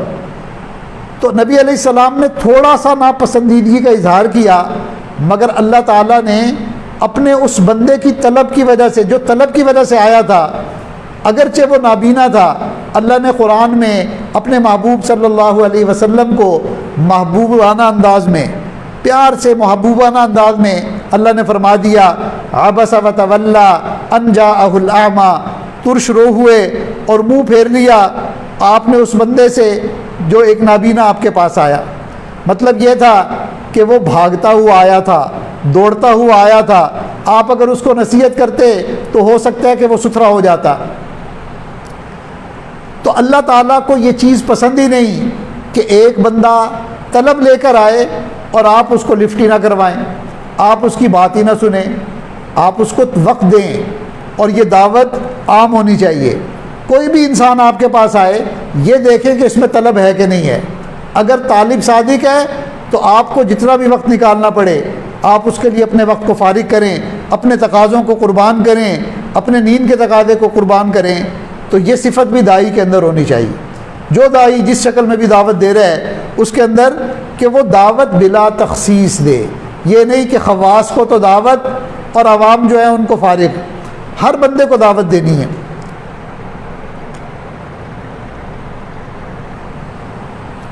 اور چوتھی صفت یہ کہ داعی کے دل میں رحمت اور شفقت یہ بہت زیادہ ہونی چاہیے۔ داعی کا دل رحمت اور شفقت سے بھرا ہوا ہو، کیونکہ یہ نبی رحمت صلی اللہ علیہ وسلم کا کام ہے۔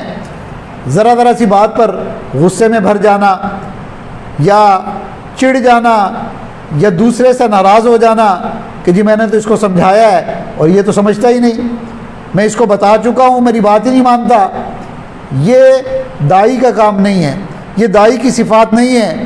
نبی علیہ الصلوۃ والسلام بار بار دعوت دیتے تھے، اور علامہ شبلی رحمۃ اللہ علیہ نے لکھا ہے کہ ابو جہل کے پاس نبی علیہ السلام سینکڑوں مرتبہ گئے، اندازہ لگائے کہ جو بندہ ایمان ہی نہیں لایا، اتنا سخت دشمن تھا اسلام کا، مگر اللہ کے محبوب کے دل میں رحمت اور شفقت اتنی تھی کہ سینکڑوں مرتبہ چل کر اس کے پاس گئے کہ شاید یہ ایمان لے آئے، شاید یہ دین کی بات کو قبول کر لے۔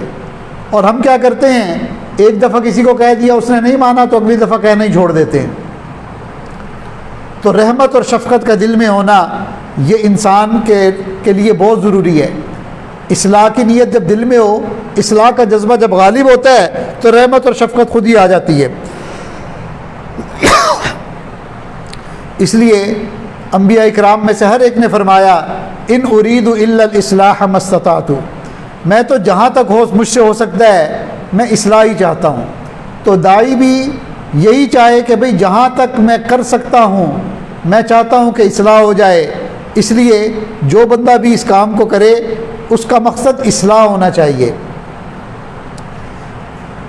اور یہ چیز انسان کو اس وقت ملتی ہے جب اس کا دل اللہ تعالیٰ کی طرف متوجہ ہوتا ہے، جب وہ عبادت میں اللہ کے ذکر اور فکر میں خوب لگ کر اللہ تعالیٰ سے مانگتا ہے تو اللہ تعالیٰ یہ صفات اس بندے کو عطا فرما دیتے ہیں۔ اور انبیاء کے بارے میں ایک چیز اور بھی قرآن میں ہے کہ آپ تمام انبیاء دن میں دعوت دیتے تھے اور رات کے آخری پہر میں تہجد پڑھ کر لوگوں کے لیے دعا کرتے تھے۔ چنانچہ کانوا قلیلا من اللیل ما یہجعون، وہ راتوں کو بہت کم سویا کرتے تھے، وبالاسحار هم یستغفرون، اور صبح کے وقت وہ اللہ تعالیٰ سے گڑ گڑا کر مانگتے تھے، استغفار کرتے تھے کثرت کے ساتھ۔ تو یہ تمام انبیاء کی سنت ہے کہ دن میں محنت کرتے تھے اور رات میں اللہ کے سامنے گڑ گڑاتے تھے۔ اب ایک بندہ اگر دن میں دعوت دے اور رات تہجد نہ پڑھے تو ظاہر ہے کہ اس کے اندر پھر وہ ایک صفت کم ہو گئی، تو دعوت کے اندر بھی کمزوری آئے گی۔ اس لیے قرآن پاک میں ایک مقام پر فرمایا انہم کانوا یسارعون فی الخیرات ویدعوننا رغبا ورہبا وکانوا لنا خاشعین، کہ وہ نیک کاموں میں جلدی کرنے والے تھے اور اللہ کو پکارتے تھے امید اور خوف کے ساتھ، اور ہم سے خشوع اختیار کرنے والے تھے۔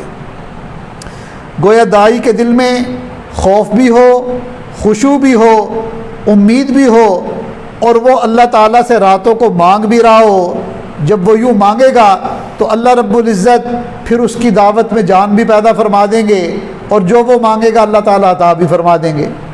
اس لیے یہ صفت بھی اپنے اندر پیدا کرنی چاہیے کہ ہم اگر کسی کو سمجھائیں اور ہمارے سمجھانے سے کوئی بندہ نہ سمجھ رہا ہو تو رات کو اس کا نام لے کر اس کے لیے دعائیں کریں، اس کے لیے تہجد میں گڑ گڑائیں، اللہ تعالیٰ سے مانگیں، پھر دیکھیں اللہ تعالیٰ کیسے دل کو تبدیل کرتے ہیں۔ تو انسان اپنی طرف سے پوری کوشش کرے، کوشش کے ہم مکلف ہیں، باقی نتیجہ اللہ تعالیٰ کے ہاتھ میں ہے۔ تاہم اللہ تعالیٰ کسی بندے کی محنت کو اور کوشش کو ضائع نہیں کرتے۔ اللہ تعالیٰ عام طور پر انسان کی کوشش اور صحیح کو قبول کر لیتے ہیں۔ ہاں یہ کوئی قاعدہ کلیہ نہیں ہے کہ جی میں نے کوشش کی ہے تو اس کا نتیجہ لازماً جیسے میں چاہتا ہوں ویسے ہی نکلے، نہیں، اللہ مالک ہیں، مالک کا انک لا تہدی من احببت، میرے محبوب آپ ہدایت نہیں دے سکتے آپ جس کو چاہتے ہیں، ولیکن اللہ یہدی من یشاء، ہدایت تو اللہ دیتے ہیں جس کو چاہتے ہیں۔ یہ قاعدہ تو اللہ نے اپنے محبوب کے لیے بھی عام کیا تھا کہ میرے محبوب آپ جس کے لیے ہدایت چاہتے ہیں آپ ہدایت نہیں دے سکتے، ہدایت اللہ نے دینی ہے۔ ہاں آپ اس کے لیے دعا کریں، اس کے لیے کوشش کریں، محنت کریں، اللہ تعالیٰ سے مانگیں۔ اللہ تعالیٰ یقیناً یہ جو صحابہ اللہ نے اپنے محبوب کو دیے تھے تو یہ محبوب کی دعاؤں کو قبول ہی تو کیا تھا۔ حضرت عمر کو نبی علیہ السلام نے اللہ تعالیٰ سے جھولیاں پھیلا پھیلا کر مانگا تھا، مراد مصطفیٰ تھے، تو اللہ تعالیٰ دینا چاہیں تو اللہ تعالیٰ صحابہ جیسی جماعت بنا دیں، حضرت صدیق اکبر، حضرت عمر فاروق، عثمان غنی، علی المرتضیٰ، عشرہ مبشرہ، اصحاب بدر، صحابہ اکرام، یہ سب کے سب جانثار عشاق تھے، یہ اللہ نے دے دیے۔ اور ابو جہل کو بھی تو مانگا تھا، ابو لہب کو بھی مانگا تھا، باقی کفار کو بھی مانگا تھا، اللہ نے نہیں دیا۔ انک لا تہدی من احببت ولکن اللہ یہدی من یشاء، یہ نہیں کہ اللہ جب چاہتے ہیں جس کے لیے چاہتے ہیں قبول کر لیتے ہیں، اور اگر اللہ نہ چاہیں تو نبی علیہ السلام 3000 مرتبہ بھی ابو جہل کے پاس چل کر جائیں، اس کے مقدر میں اگر اللہ نے ہدایت نہیں لکھی تو اللہ تعالیٰ اس کو ہدایت نہیں دیں گے۔ نبی علیہ السلام نے اپنے چچا سے کہا اے چچا جان آپ میرے کان میں کلمہ پڑھ دیں تاکہ قیامت کے دن میں آپ کے ایمان کی گواہی دوں۔ اللہ تعالیٰ نے ان کے مقدر میں یہ نہیں لکھا ہوا تھا، وہ کلمہ نہیں پڑھ سکے۔ انک لا تہدی من احببت ولکن اللہ یہدی من یشاء۔ تو قاعدہ کلیہ یہ نہیں کہ اللہ نے اس کو ہدایت دینی، ہاں عام سنت اللہ کی یہ ہے کہ جو بندہ اللہ تعالیٰ سے کسی کے لیے مانگتا ہے تو اللہ تعالیٰ اس کی مانگ کو قبول کر لیتے ہیں۔ تو یہ رات کا رونا اور تہجد کا پڑھنا یہ دین کا کام کرنے والوں کے لیے بہت ضروری ہے۔ اسی لیے فرمایا عطار ہو، رومی ہو، رازی ہو، غزالی ہو۔ عطار ہو، رومی ہو، رازی ہو، غزالی ہو، کچھ ہاتھ نہیں آتا بے آہ سحر گائی۔ یہ صبح کے وقت گڑ گڑائے بغیر اور روئے بغیر ہاتھ کچھ نہیں آتا۔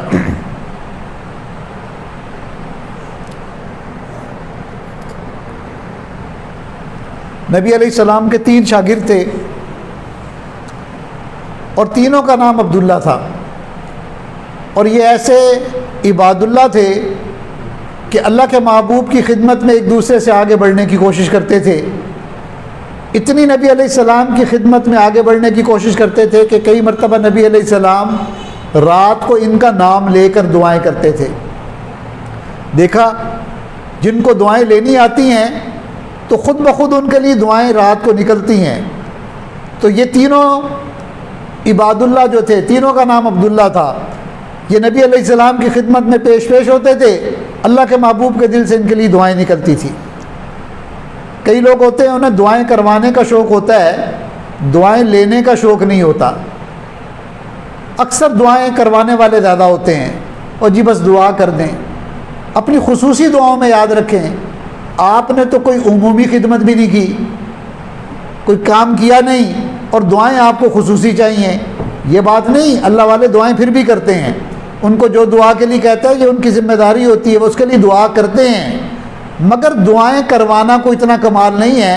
اصل کمال یہ ہے کہ ہم کسی کی دعائیں لینے والے بن جائیں، ہمیں دعائیں لینے کا طریقہ آئے، اور دعائیں لینے کے طریقے کے لیے کوئی صرف یہ نہیں کہ بندہ ہدیے پیش کرے، نہیں، انسان کے اندر ادب ہو، اخلاص ہو، تڑپ ہو۔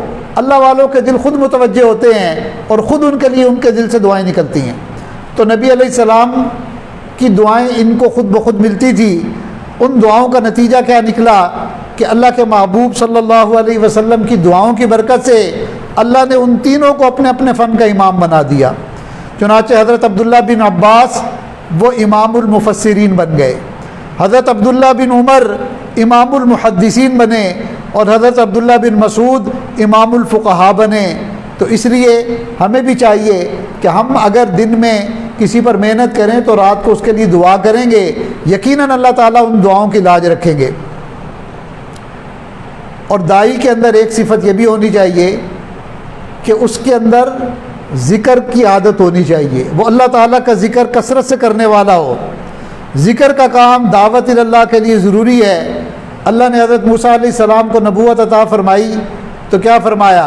ارشاد فرمایا اذهب انت واخوک بآیاتی، اے میرے پیارے موسیٰ آپ اور آپ کا بھائی میری نشانیاں لے کر جاؤ فرعون کی طرف، ولا تنیا فی ذکری، مگر تم دونوں میرے ذکر سے غافل مت ہونا۔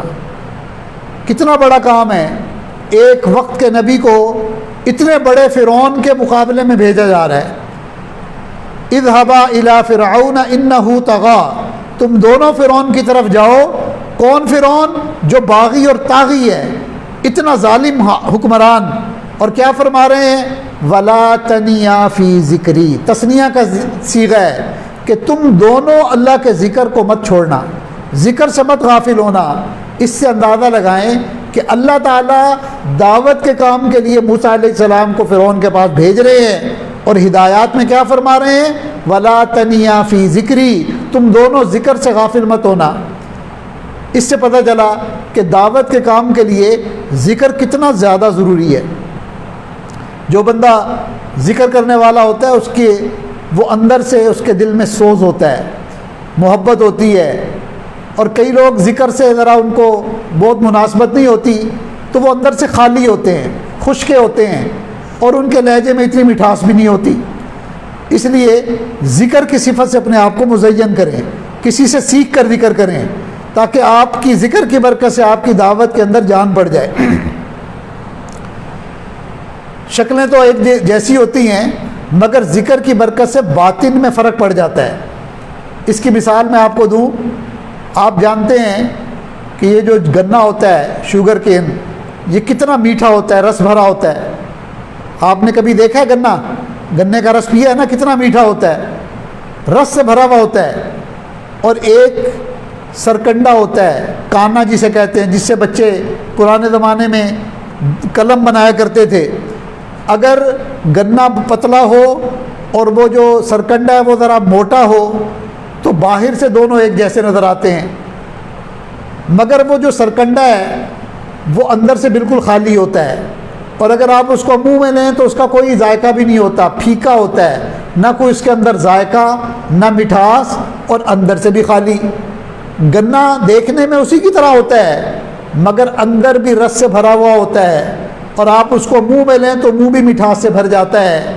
یہی مثال ہوتی ہے، ذکر کرنے والا اندر سے میٹھا ہوتا ہے، اندر سے بھرا ہوا ہوتا ہے، اس کا دل اللہ کی محبت اور سوچ سے بھرا ہوا ہوتا ہے، اور جن کو ذکر سے کوئی مس نہیں، ذکر کو جو کچھ چیز ہی نہیں سمجھتے، اور وہ کہتے ہیں یہ تو جی ایک نفلی سی چیز ہے، ذکر کر لو تو ٹھیک ہے، نہ کرو تو کوئی ایسی بات نہیں، اندر سے وہ خالی ہوتے ہیں، وہ سرکنڈے کی طرح ہوتے ہیں۔ تو آپ بتائیں کہ پھر سرکنڈا بننا زیادہ بہتر ہے یا گنے جیسا بننا بہتر ہے؟ تو ہم ذکر کی کثرت کریں گے، اللہ تعالی ہمارے دعوت میں بھی مٹھاس پیدا کر دیں گے، ہمارے لہجے میں بھی مٹھاس پیدا فرما دیں گے۔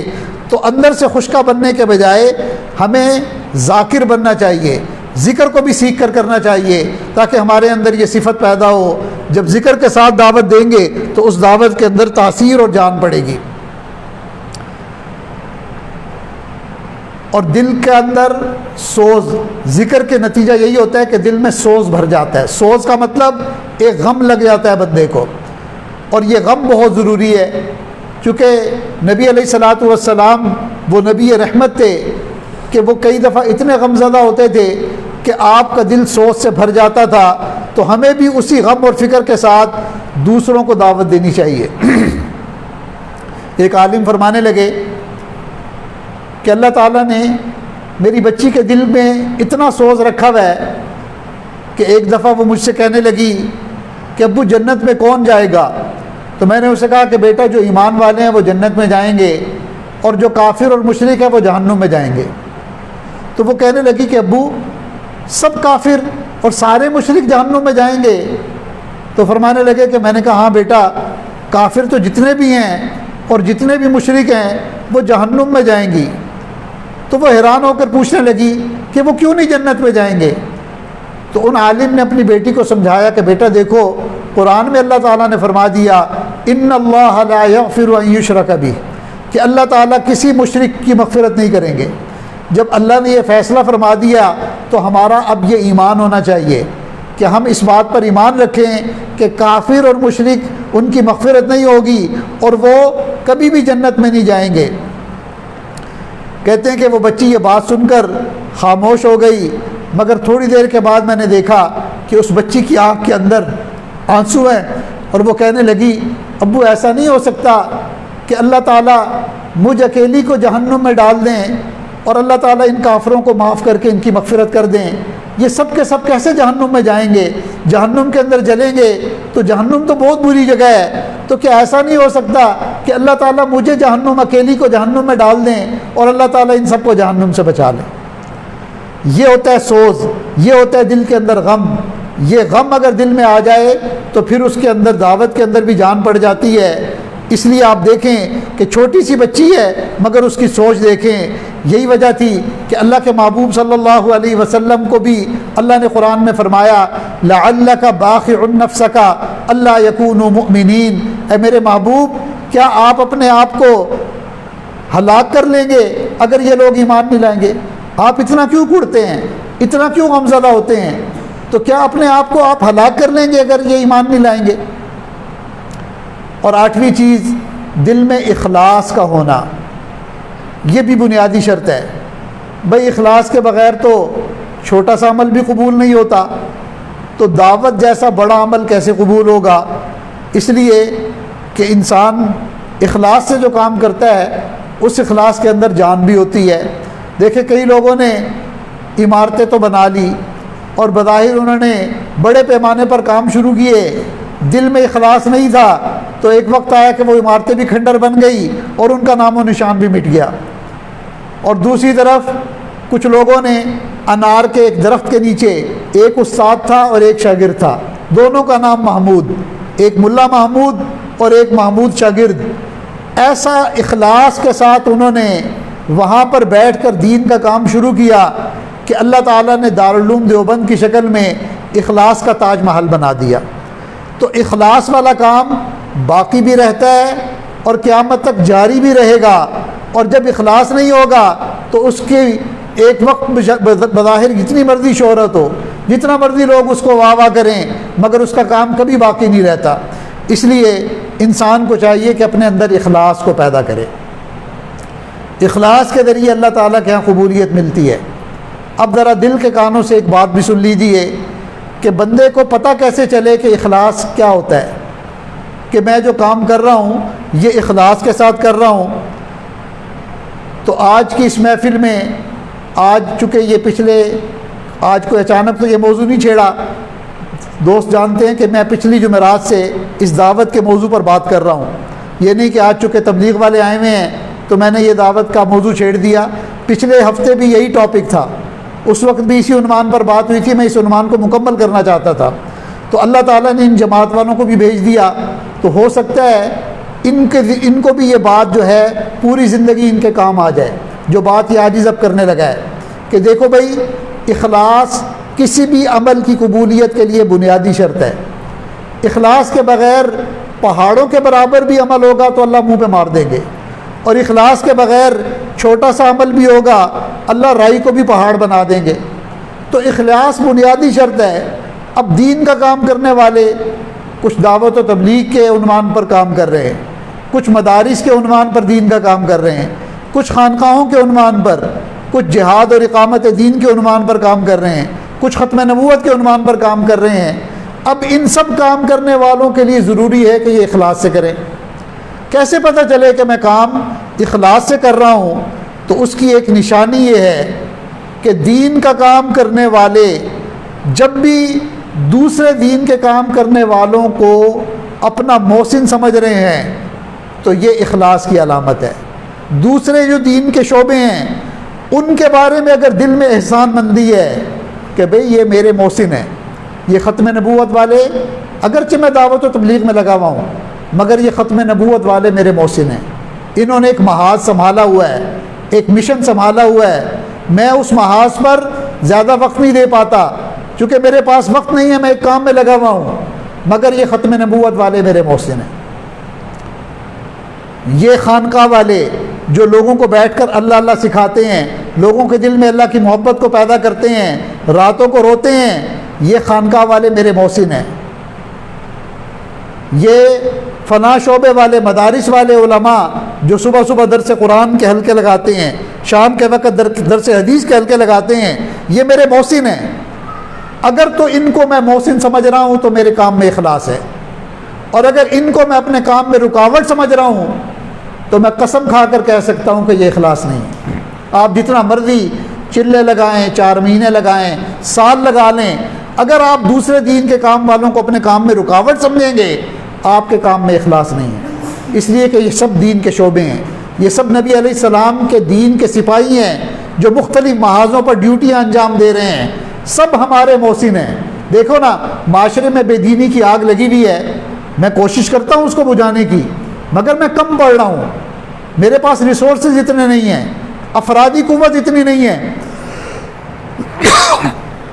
اگر کوئی ادھر سے آ کر میرے کام میں شریک ہو جاتا ہے اور وہ بھی اس آگ کو بجھانے کی کوشش کرتا ہے تو مجھے اس کا احسان مند ہونا چاہیے، یا میں اسے کہوں کہ نہیں نہیں تم جاؤ، تم تو ہمارے کام والے نہیں ہو۔ اور کوئی تیسرا ادھر سے آ کر اگر اس آگ پر پانی ڈالنے کی کوشش کرے تو میں اسے اپنا محسن سمجھوں گا، بھئی میرا گھر ہے، میرے گھر کو آگ لگی ہوئی ہے، اور 4 لوگ اگر اس کو بجھانے والے آ گئے تو یقیناً میں سب کا احسان مند ہوں گا، سب کو اپنا محسن سمجھوں گا۔ مگر شیطان نے آج الٹی پٹی پڑھا دی، ہم تو جی انبیاء والا کام کر رہے ہیں، ہمارا کام تو سب سے افضل ہے، یہ سب ہمارے کام میں رکاوٹ ہے، اگر خیر ملے گی تو بس ایک راستے سے ملے گی، یہ تو ہم لوگوں کو محروم کر رہے ہیں، یہ تو امت میں تفریق پیدا کر رہے ہیں۔ یاد رکھیں، اگر ایسے کرتے رہیں گے نا، ساری زندگی بھی لگا لیں گے تو ہمیں کچھ نہیں ملے گا۔ بھائی اللہ نے آپ کو جس کام میں جوڑا ہے آپ اس میں لگے رہیں، اخلاص سے کرتے رہیں، مگر دوسروں کو اپنا محسن سمجھیں۔ آپ کا جاتا کیا ہے؟ آپ کو تو مفت میں سب شعبوں کا اجر گھر بیٹھے مل جائے گا. کام تو اللہ نے آپ سے اسی شعبے میں لینا ہے جس میں آپ لگے ہوئے ہیں. آپ سے دعوت کا کام جس شعبے میں اللہ نے لگایا اسی میں لینا ہے.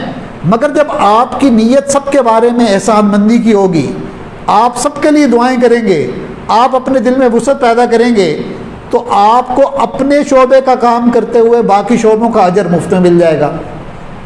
تو شیطان اصل میں اس بڑے اجر سے محروم کرنا چاہتا ہے، اس بڑی خیر سے. اس لیے آج امت میں یہ چیز، وہ جی جو کام میں کر رہا ہوں نا یہ سب سے افضل ہے، میرا کام تو سب سے بہتر ہے، باقی سارے جو ہے نا وہ غیر افضل ہیں. نہیں، سب ہی افضل ہیں، سب اپنی اپنی جگہ کام کر رہے ہیں. ہاں اللہ تعالیٰ نے مجھے اس کام کے ساتھ جو چنا ہوا ہے تو الحمدللہ. تو سمجھ میں آ گئی بات کہ نہیں آئی؟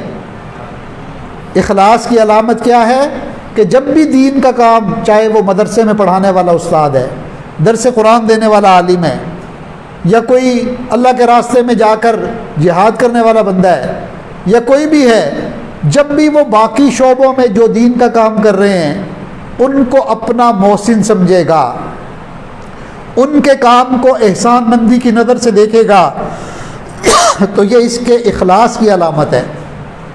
اور اگر دوسروں کو اپنے کام میں رکاوٹ سمجھ رہا ہے تو اس کا مطلب ہے کہ یہ اپنی دکان چلا رہا ہے، دین کا کام نہیں کر رہا. تو ہم نے دعوت صرف دعوت کی نہیں دینی، دعوت الدین ہے. پورا دین زندگی میں آ جائے، پورا دین زندہ ہو جائے، دین کے سب شعبے زندہ ہو جائیں، نبی علیہ السلام کی ساری سنتیں رواج پا جائیں. تو اس لیے دین کے کام پر خوش ہوں. دین کا کام جہاں بھی ہو اس میں ہمیں خوش ہونا چاہیے.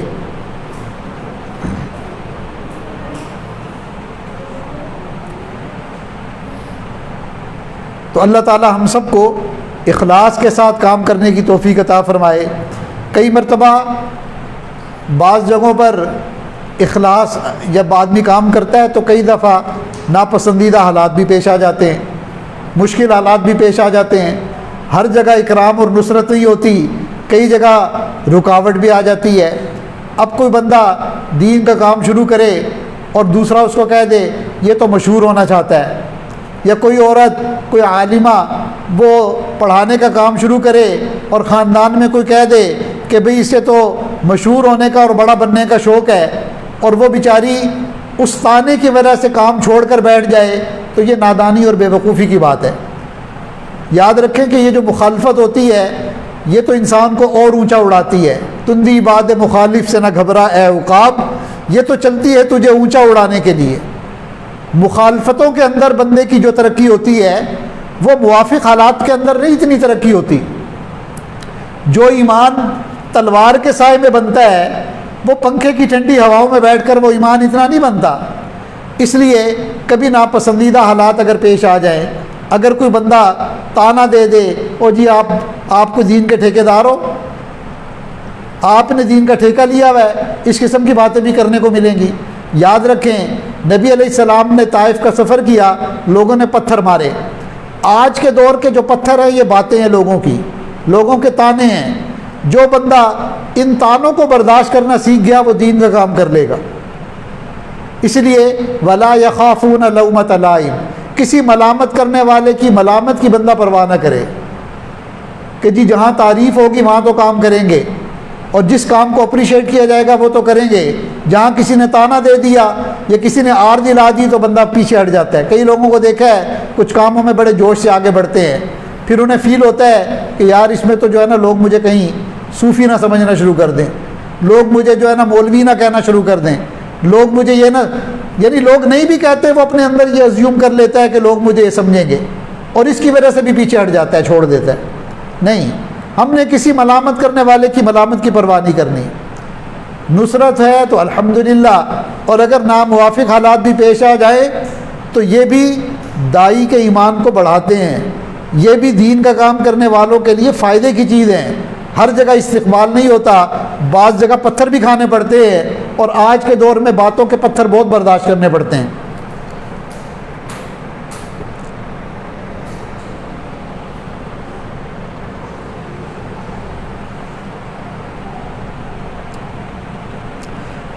اور آخری بات کہ ہم اللہ تعالیٰ اگر ہمیں کسی کام کے لیے قبول کیا ہوا ہے تو ہم اس پر اللہ تعالیٰ کا خوب شکر بھی ادا کریں۔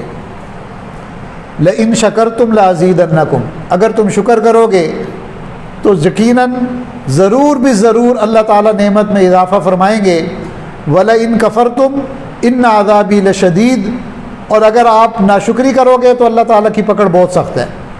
دیکھو بھائی، اگر ہم سرکاری کام نہیں کریں گے تو سرکار کسی اور سے کام لے لے گی۔ ہمیں اگر سرکار نے اس کام میں لگایا ہوا ہے تو یہ تو اس کی مہربانی ہے، اللہ کا کرم ہے، اللہ تعالیٰ کی رحمت اور مہربانی ہے۔ ہم نہیں کریں گے تو اللہ کے پاس کوئی کمی تو نہیں۔ وَإِن تَتَوَلَّوْا يَسْتَبْدِلْ قَوْمًا غَيْرَكُمْ ثُمَّ لَا يَكُونُوا أَمْثَالَكُمْ، اور اگر تم منہ پھیر لو گے تو وہ تمہاری جگہ اور لوگوں کو لے آئے گا جو تمہاری طرح ناشکرے نہیں ہوں گے، تمہاری طرح کم ظرف نہیں ہوں گے، اللہ کے پاس کوئی کمی نہیں ہے۔ تو ہم اگر دین کا کام کر رہے ہیں تو ہم اللہ پر احسان مت لگائیں، احسان مت باندھیں۔ منت منے کہ خدمت سلطان می کنی، منت ازو شناس کے در خدمت گزاشتن، کہ تو بادشاہ کی خدمت کر کے بادشاہ پر یہ احسان مت جتلا کہ اے بادشاہ میں تیری خدمت کر رہا ہوں، اس لیے کہ بادشاہ کی خدمت کرنے والے تو ہزاروں لاکھوں ہیں، یہ بادشاہ کا تجھ پر احسان ہے کہ اس نے تجھے اپنی خدمت کے لیے قبول کر لیا۔ تو اس لیے ہم اللہ تعالیٰ کا شکر ادا کریں، اللہ کا احسان مانیں کہ اللہ تعالیٰ نے ہمیں کسی نہ کسی شکل میں، کسی نہ کسی رنگ میں دین کی محنت کے لیے اور دین کے کام کے لیے قبول کیا ہوا ہے۔ اگر شکر کریں گے تو اللہ تعالیٰ اس نعمت کو بڑھا دیں گے اور اللہ تعالیٰ آگے بھی کام کو پھیلا دیں گے، اس لیے کہ اللہ رب العزت نے ہمیں خیر امت بنایا ہے۔ تو ہم اس نعمت کا خوب شکر ادا کریں، شکر کریں گے تو اللہ تعالیٰ نعمت باقی رکھیں گے، ہماری ڈیوٹی لگی رہے گی۔ ورنہ کئی مرتبہ نوکری سے نکال بھی دیا جاتا ہے اور وہ سارے بینیفٹس بھی ختم ہو جاتے ہیں۔ تو بھئی اگر سرکاری نوکری ملی ہوئی ہے نا تو یہ اللہ کا بہت بڑا احسان ہے، بہت بڑا کرم ہے۔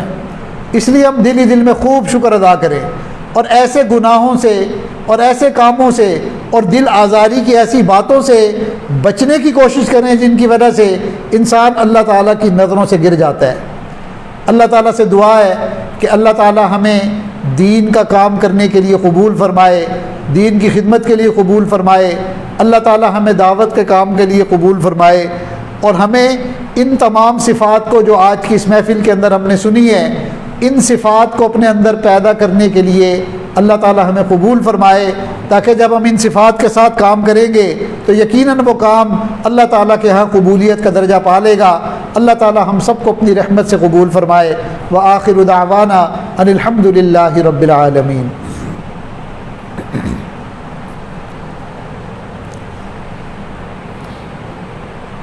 دعا سے پہلے ہم توبہ کے کلمات پڑھ لیتے ہیں۔ ہم اپنی زندگی کے پچھلے سب گناہوں سے سچی پکی توبہ کریں۔ دیکھیں بہت سے گناہ ہیں جن کو انسان گناہ ہی نہیں سمجھتا۔ پھر دیکھیں آج تک ہم نے دین کی دعوت کے کام کو اپنا کام نہیں سمجھا، یہ گناہ ہے کہ نہیں ہے؟ پھر اللہ نے تو ہمیں خیر امت کہا، اللہ نے ہمیں آخری امت میں پیدا کیا، اور ہم اگر اس ذمہ داری کا ذمہ دار اپنے آپ کو نہیں سمجھ رہے تو یہ گناہ نہیں ہے۔ تو اس گناہ سے بھی توبہ کریں۔ اور بھی جتنے گناہ، صغیرہ گناہ ہیں، کبیرہ گناہ ہیں، چھوٹے گناہ ہیں یا بڑے گناہ ہیں، ہمیں یاد ہیں یا ہم بھول چکے ہیں مگر وہ گناہ ہی ہیں۔ اور کچھ گناہ ہیں جن کو بندہ گناہ سمجھ کر کرتا ہے، اور بہت سے گناہ آج کے دور میں ہم نے ایسے بھی کرنے شروع کر دیے ہیں کہ ہم انہیں گناہ ہی نہیں سمجھتے۔ تو سب گناہوں سے سچی پکی توبہ کی نیت ہم کر لیں گے، اور مل کر جب اللہ تعالیٰ سے توبہ کریں گے تو یقیناً اللہ ہماری توبہ کو قبول فرما لیں گے۔ تو توبہ کی نیت سے ہم ان کلمات کو پڑھ لیں۔ بسم اللہ الرحمن الرحیم۔ لا الہ الا اللہ محمد الرسول اللہ، اشہد ان لا الہ الا اللہ واشہد ان محمدا عبدہ ورسولہ، آمنت باللہ وملائکتہ وکتبہ ورسلہ والیوم الآخر والقدر خیرہ وشرہ من اللہ تعالی والبعث بعد الموت۔ آمنت باللہ کما ہوا باسمائہ وصفاتہ وقبلت جمیع احکامہ اقرار باللسان وتصدیق بالقلب استغفر اللہ ربی من کل ذنب واتوب الیہ استغفر اللہ ربی من کل ذنب واتوب الیہ وصلی اللہ تعالی علی خیر خلقہ سیدنا محمد وعلی آلہ واصحابہ اجمعین برحمتک یا ارحم الراحمین۔ ان کلمات کے پڑھ لینے سے ہم توبہ طائب ہو چکے ہیں۔ چند آسان سے اعمال ہیں، اگر ان کی پابندی کریں گے تو اللہ تعالیٰ توبہ پر استقامت کی توفیق عطا فرمائیں گے۔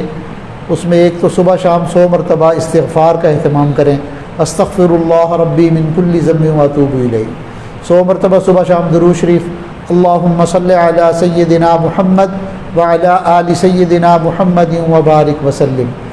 صبح شام روزانہ جو ہے قرآن پاک کی تلاوت، ایک پارہ پڑھ لیں تو بہت اچھا، ورنہ جتنا بھی ہو سکتا ہے روز قرآن پڑھنے کا اہتمام کریں۔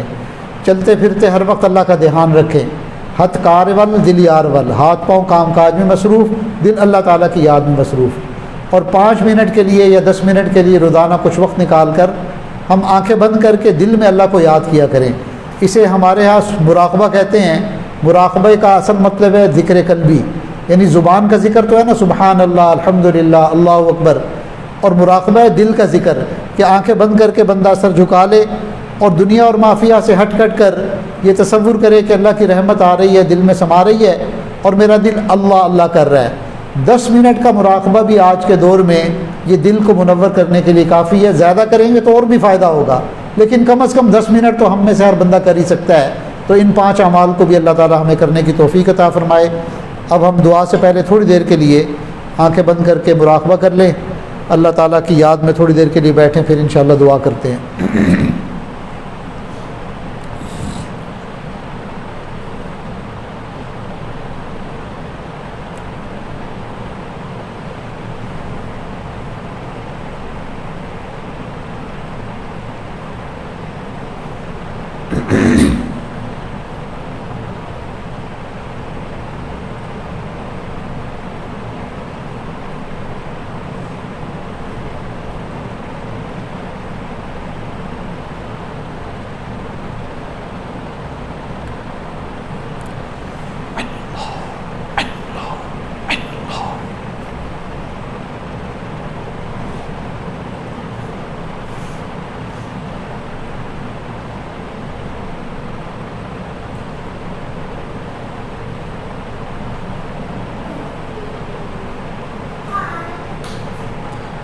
لا الہ الا اللہ محمد رسول اللہ۔ دعا کر لیجیے۔ الحمدللہ رب العالمین والعاقبۃ للمتقین والصلاة والسلام علی افضل الانبیاء والمرسلین۔ ربنا ظلمنا انفسنا وان لم تغفر لنا وترحمنا لنکونن من الخاسرین۔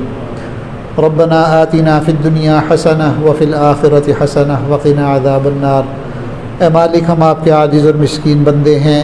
اے اللہ، ہم ظاہر میں بندے ہیں، حقیقت میں بہت گندے ہیں۔ پروردگار عالم، اپنے فضل اور کرم کے ساتھ ہمارے من کی گندگیوں کو دور فرما، ہمارے دل کی ظلمت کو دور فرما، دل کی سختی کو دور فرما۔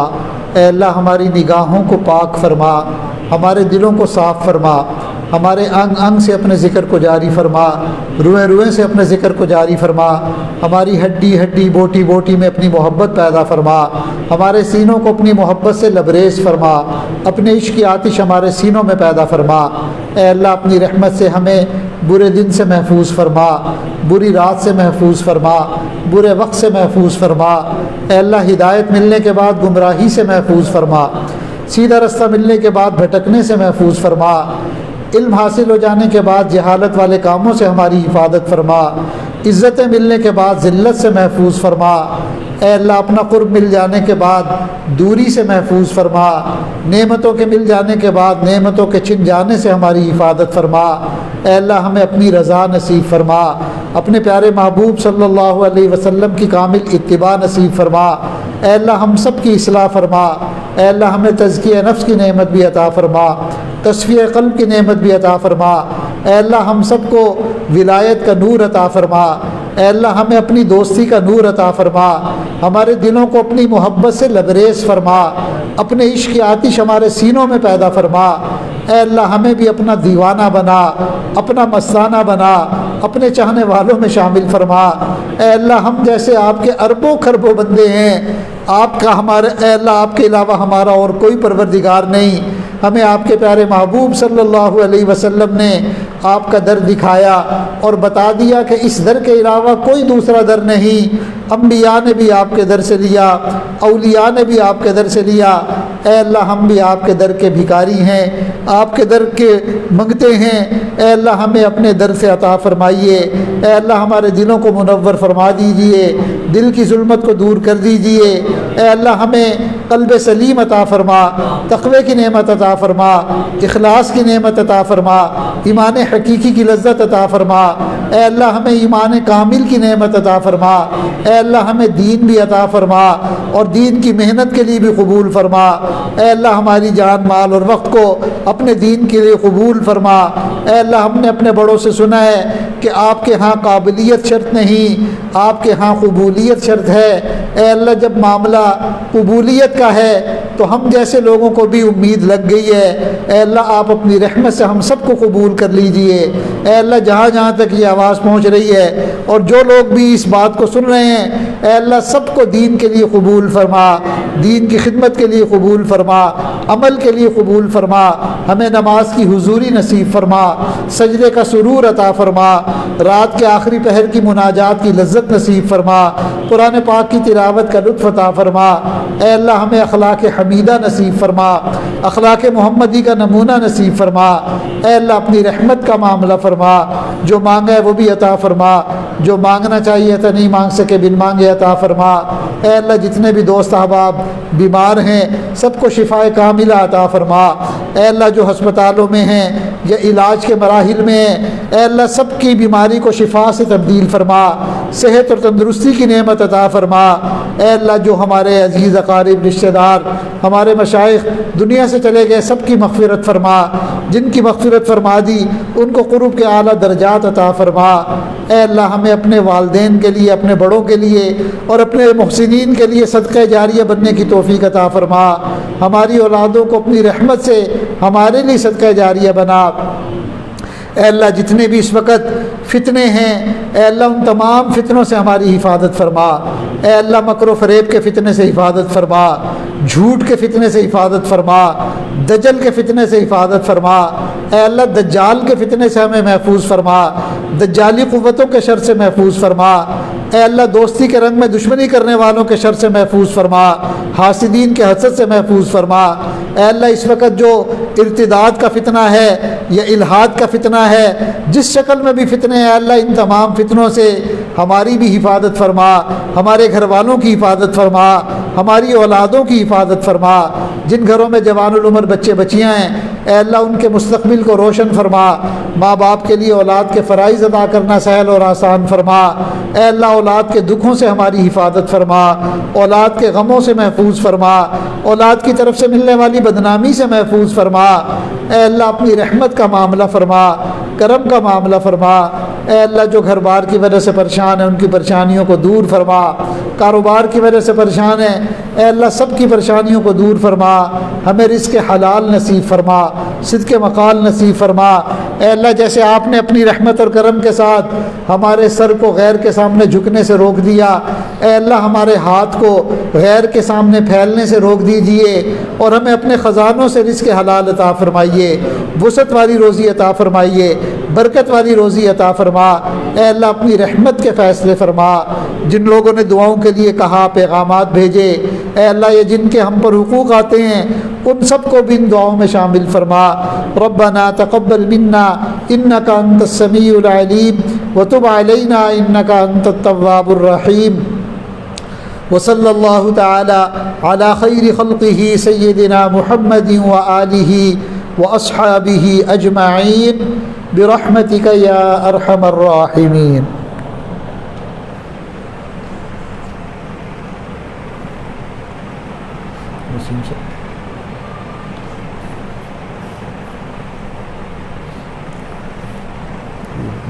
جماعت کے ساتھی ہیں نا، یہ مسجد میں نماز پڑھ کر آئے ہیں، تو ان کو اگر پہلے کھانا کھلا دیا جائے اوپر، ایک دو خدمت والے ساتھ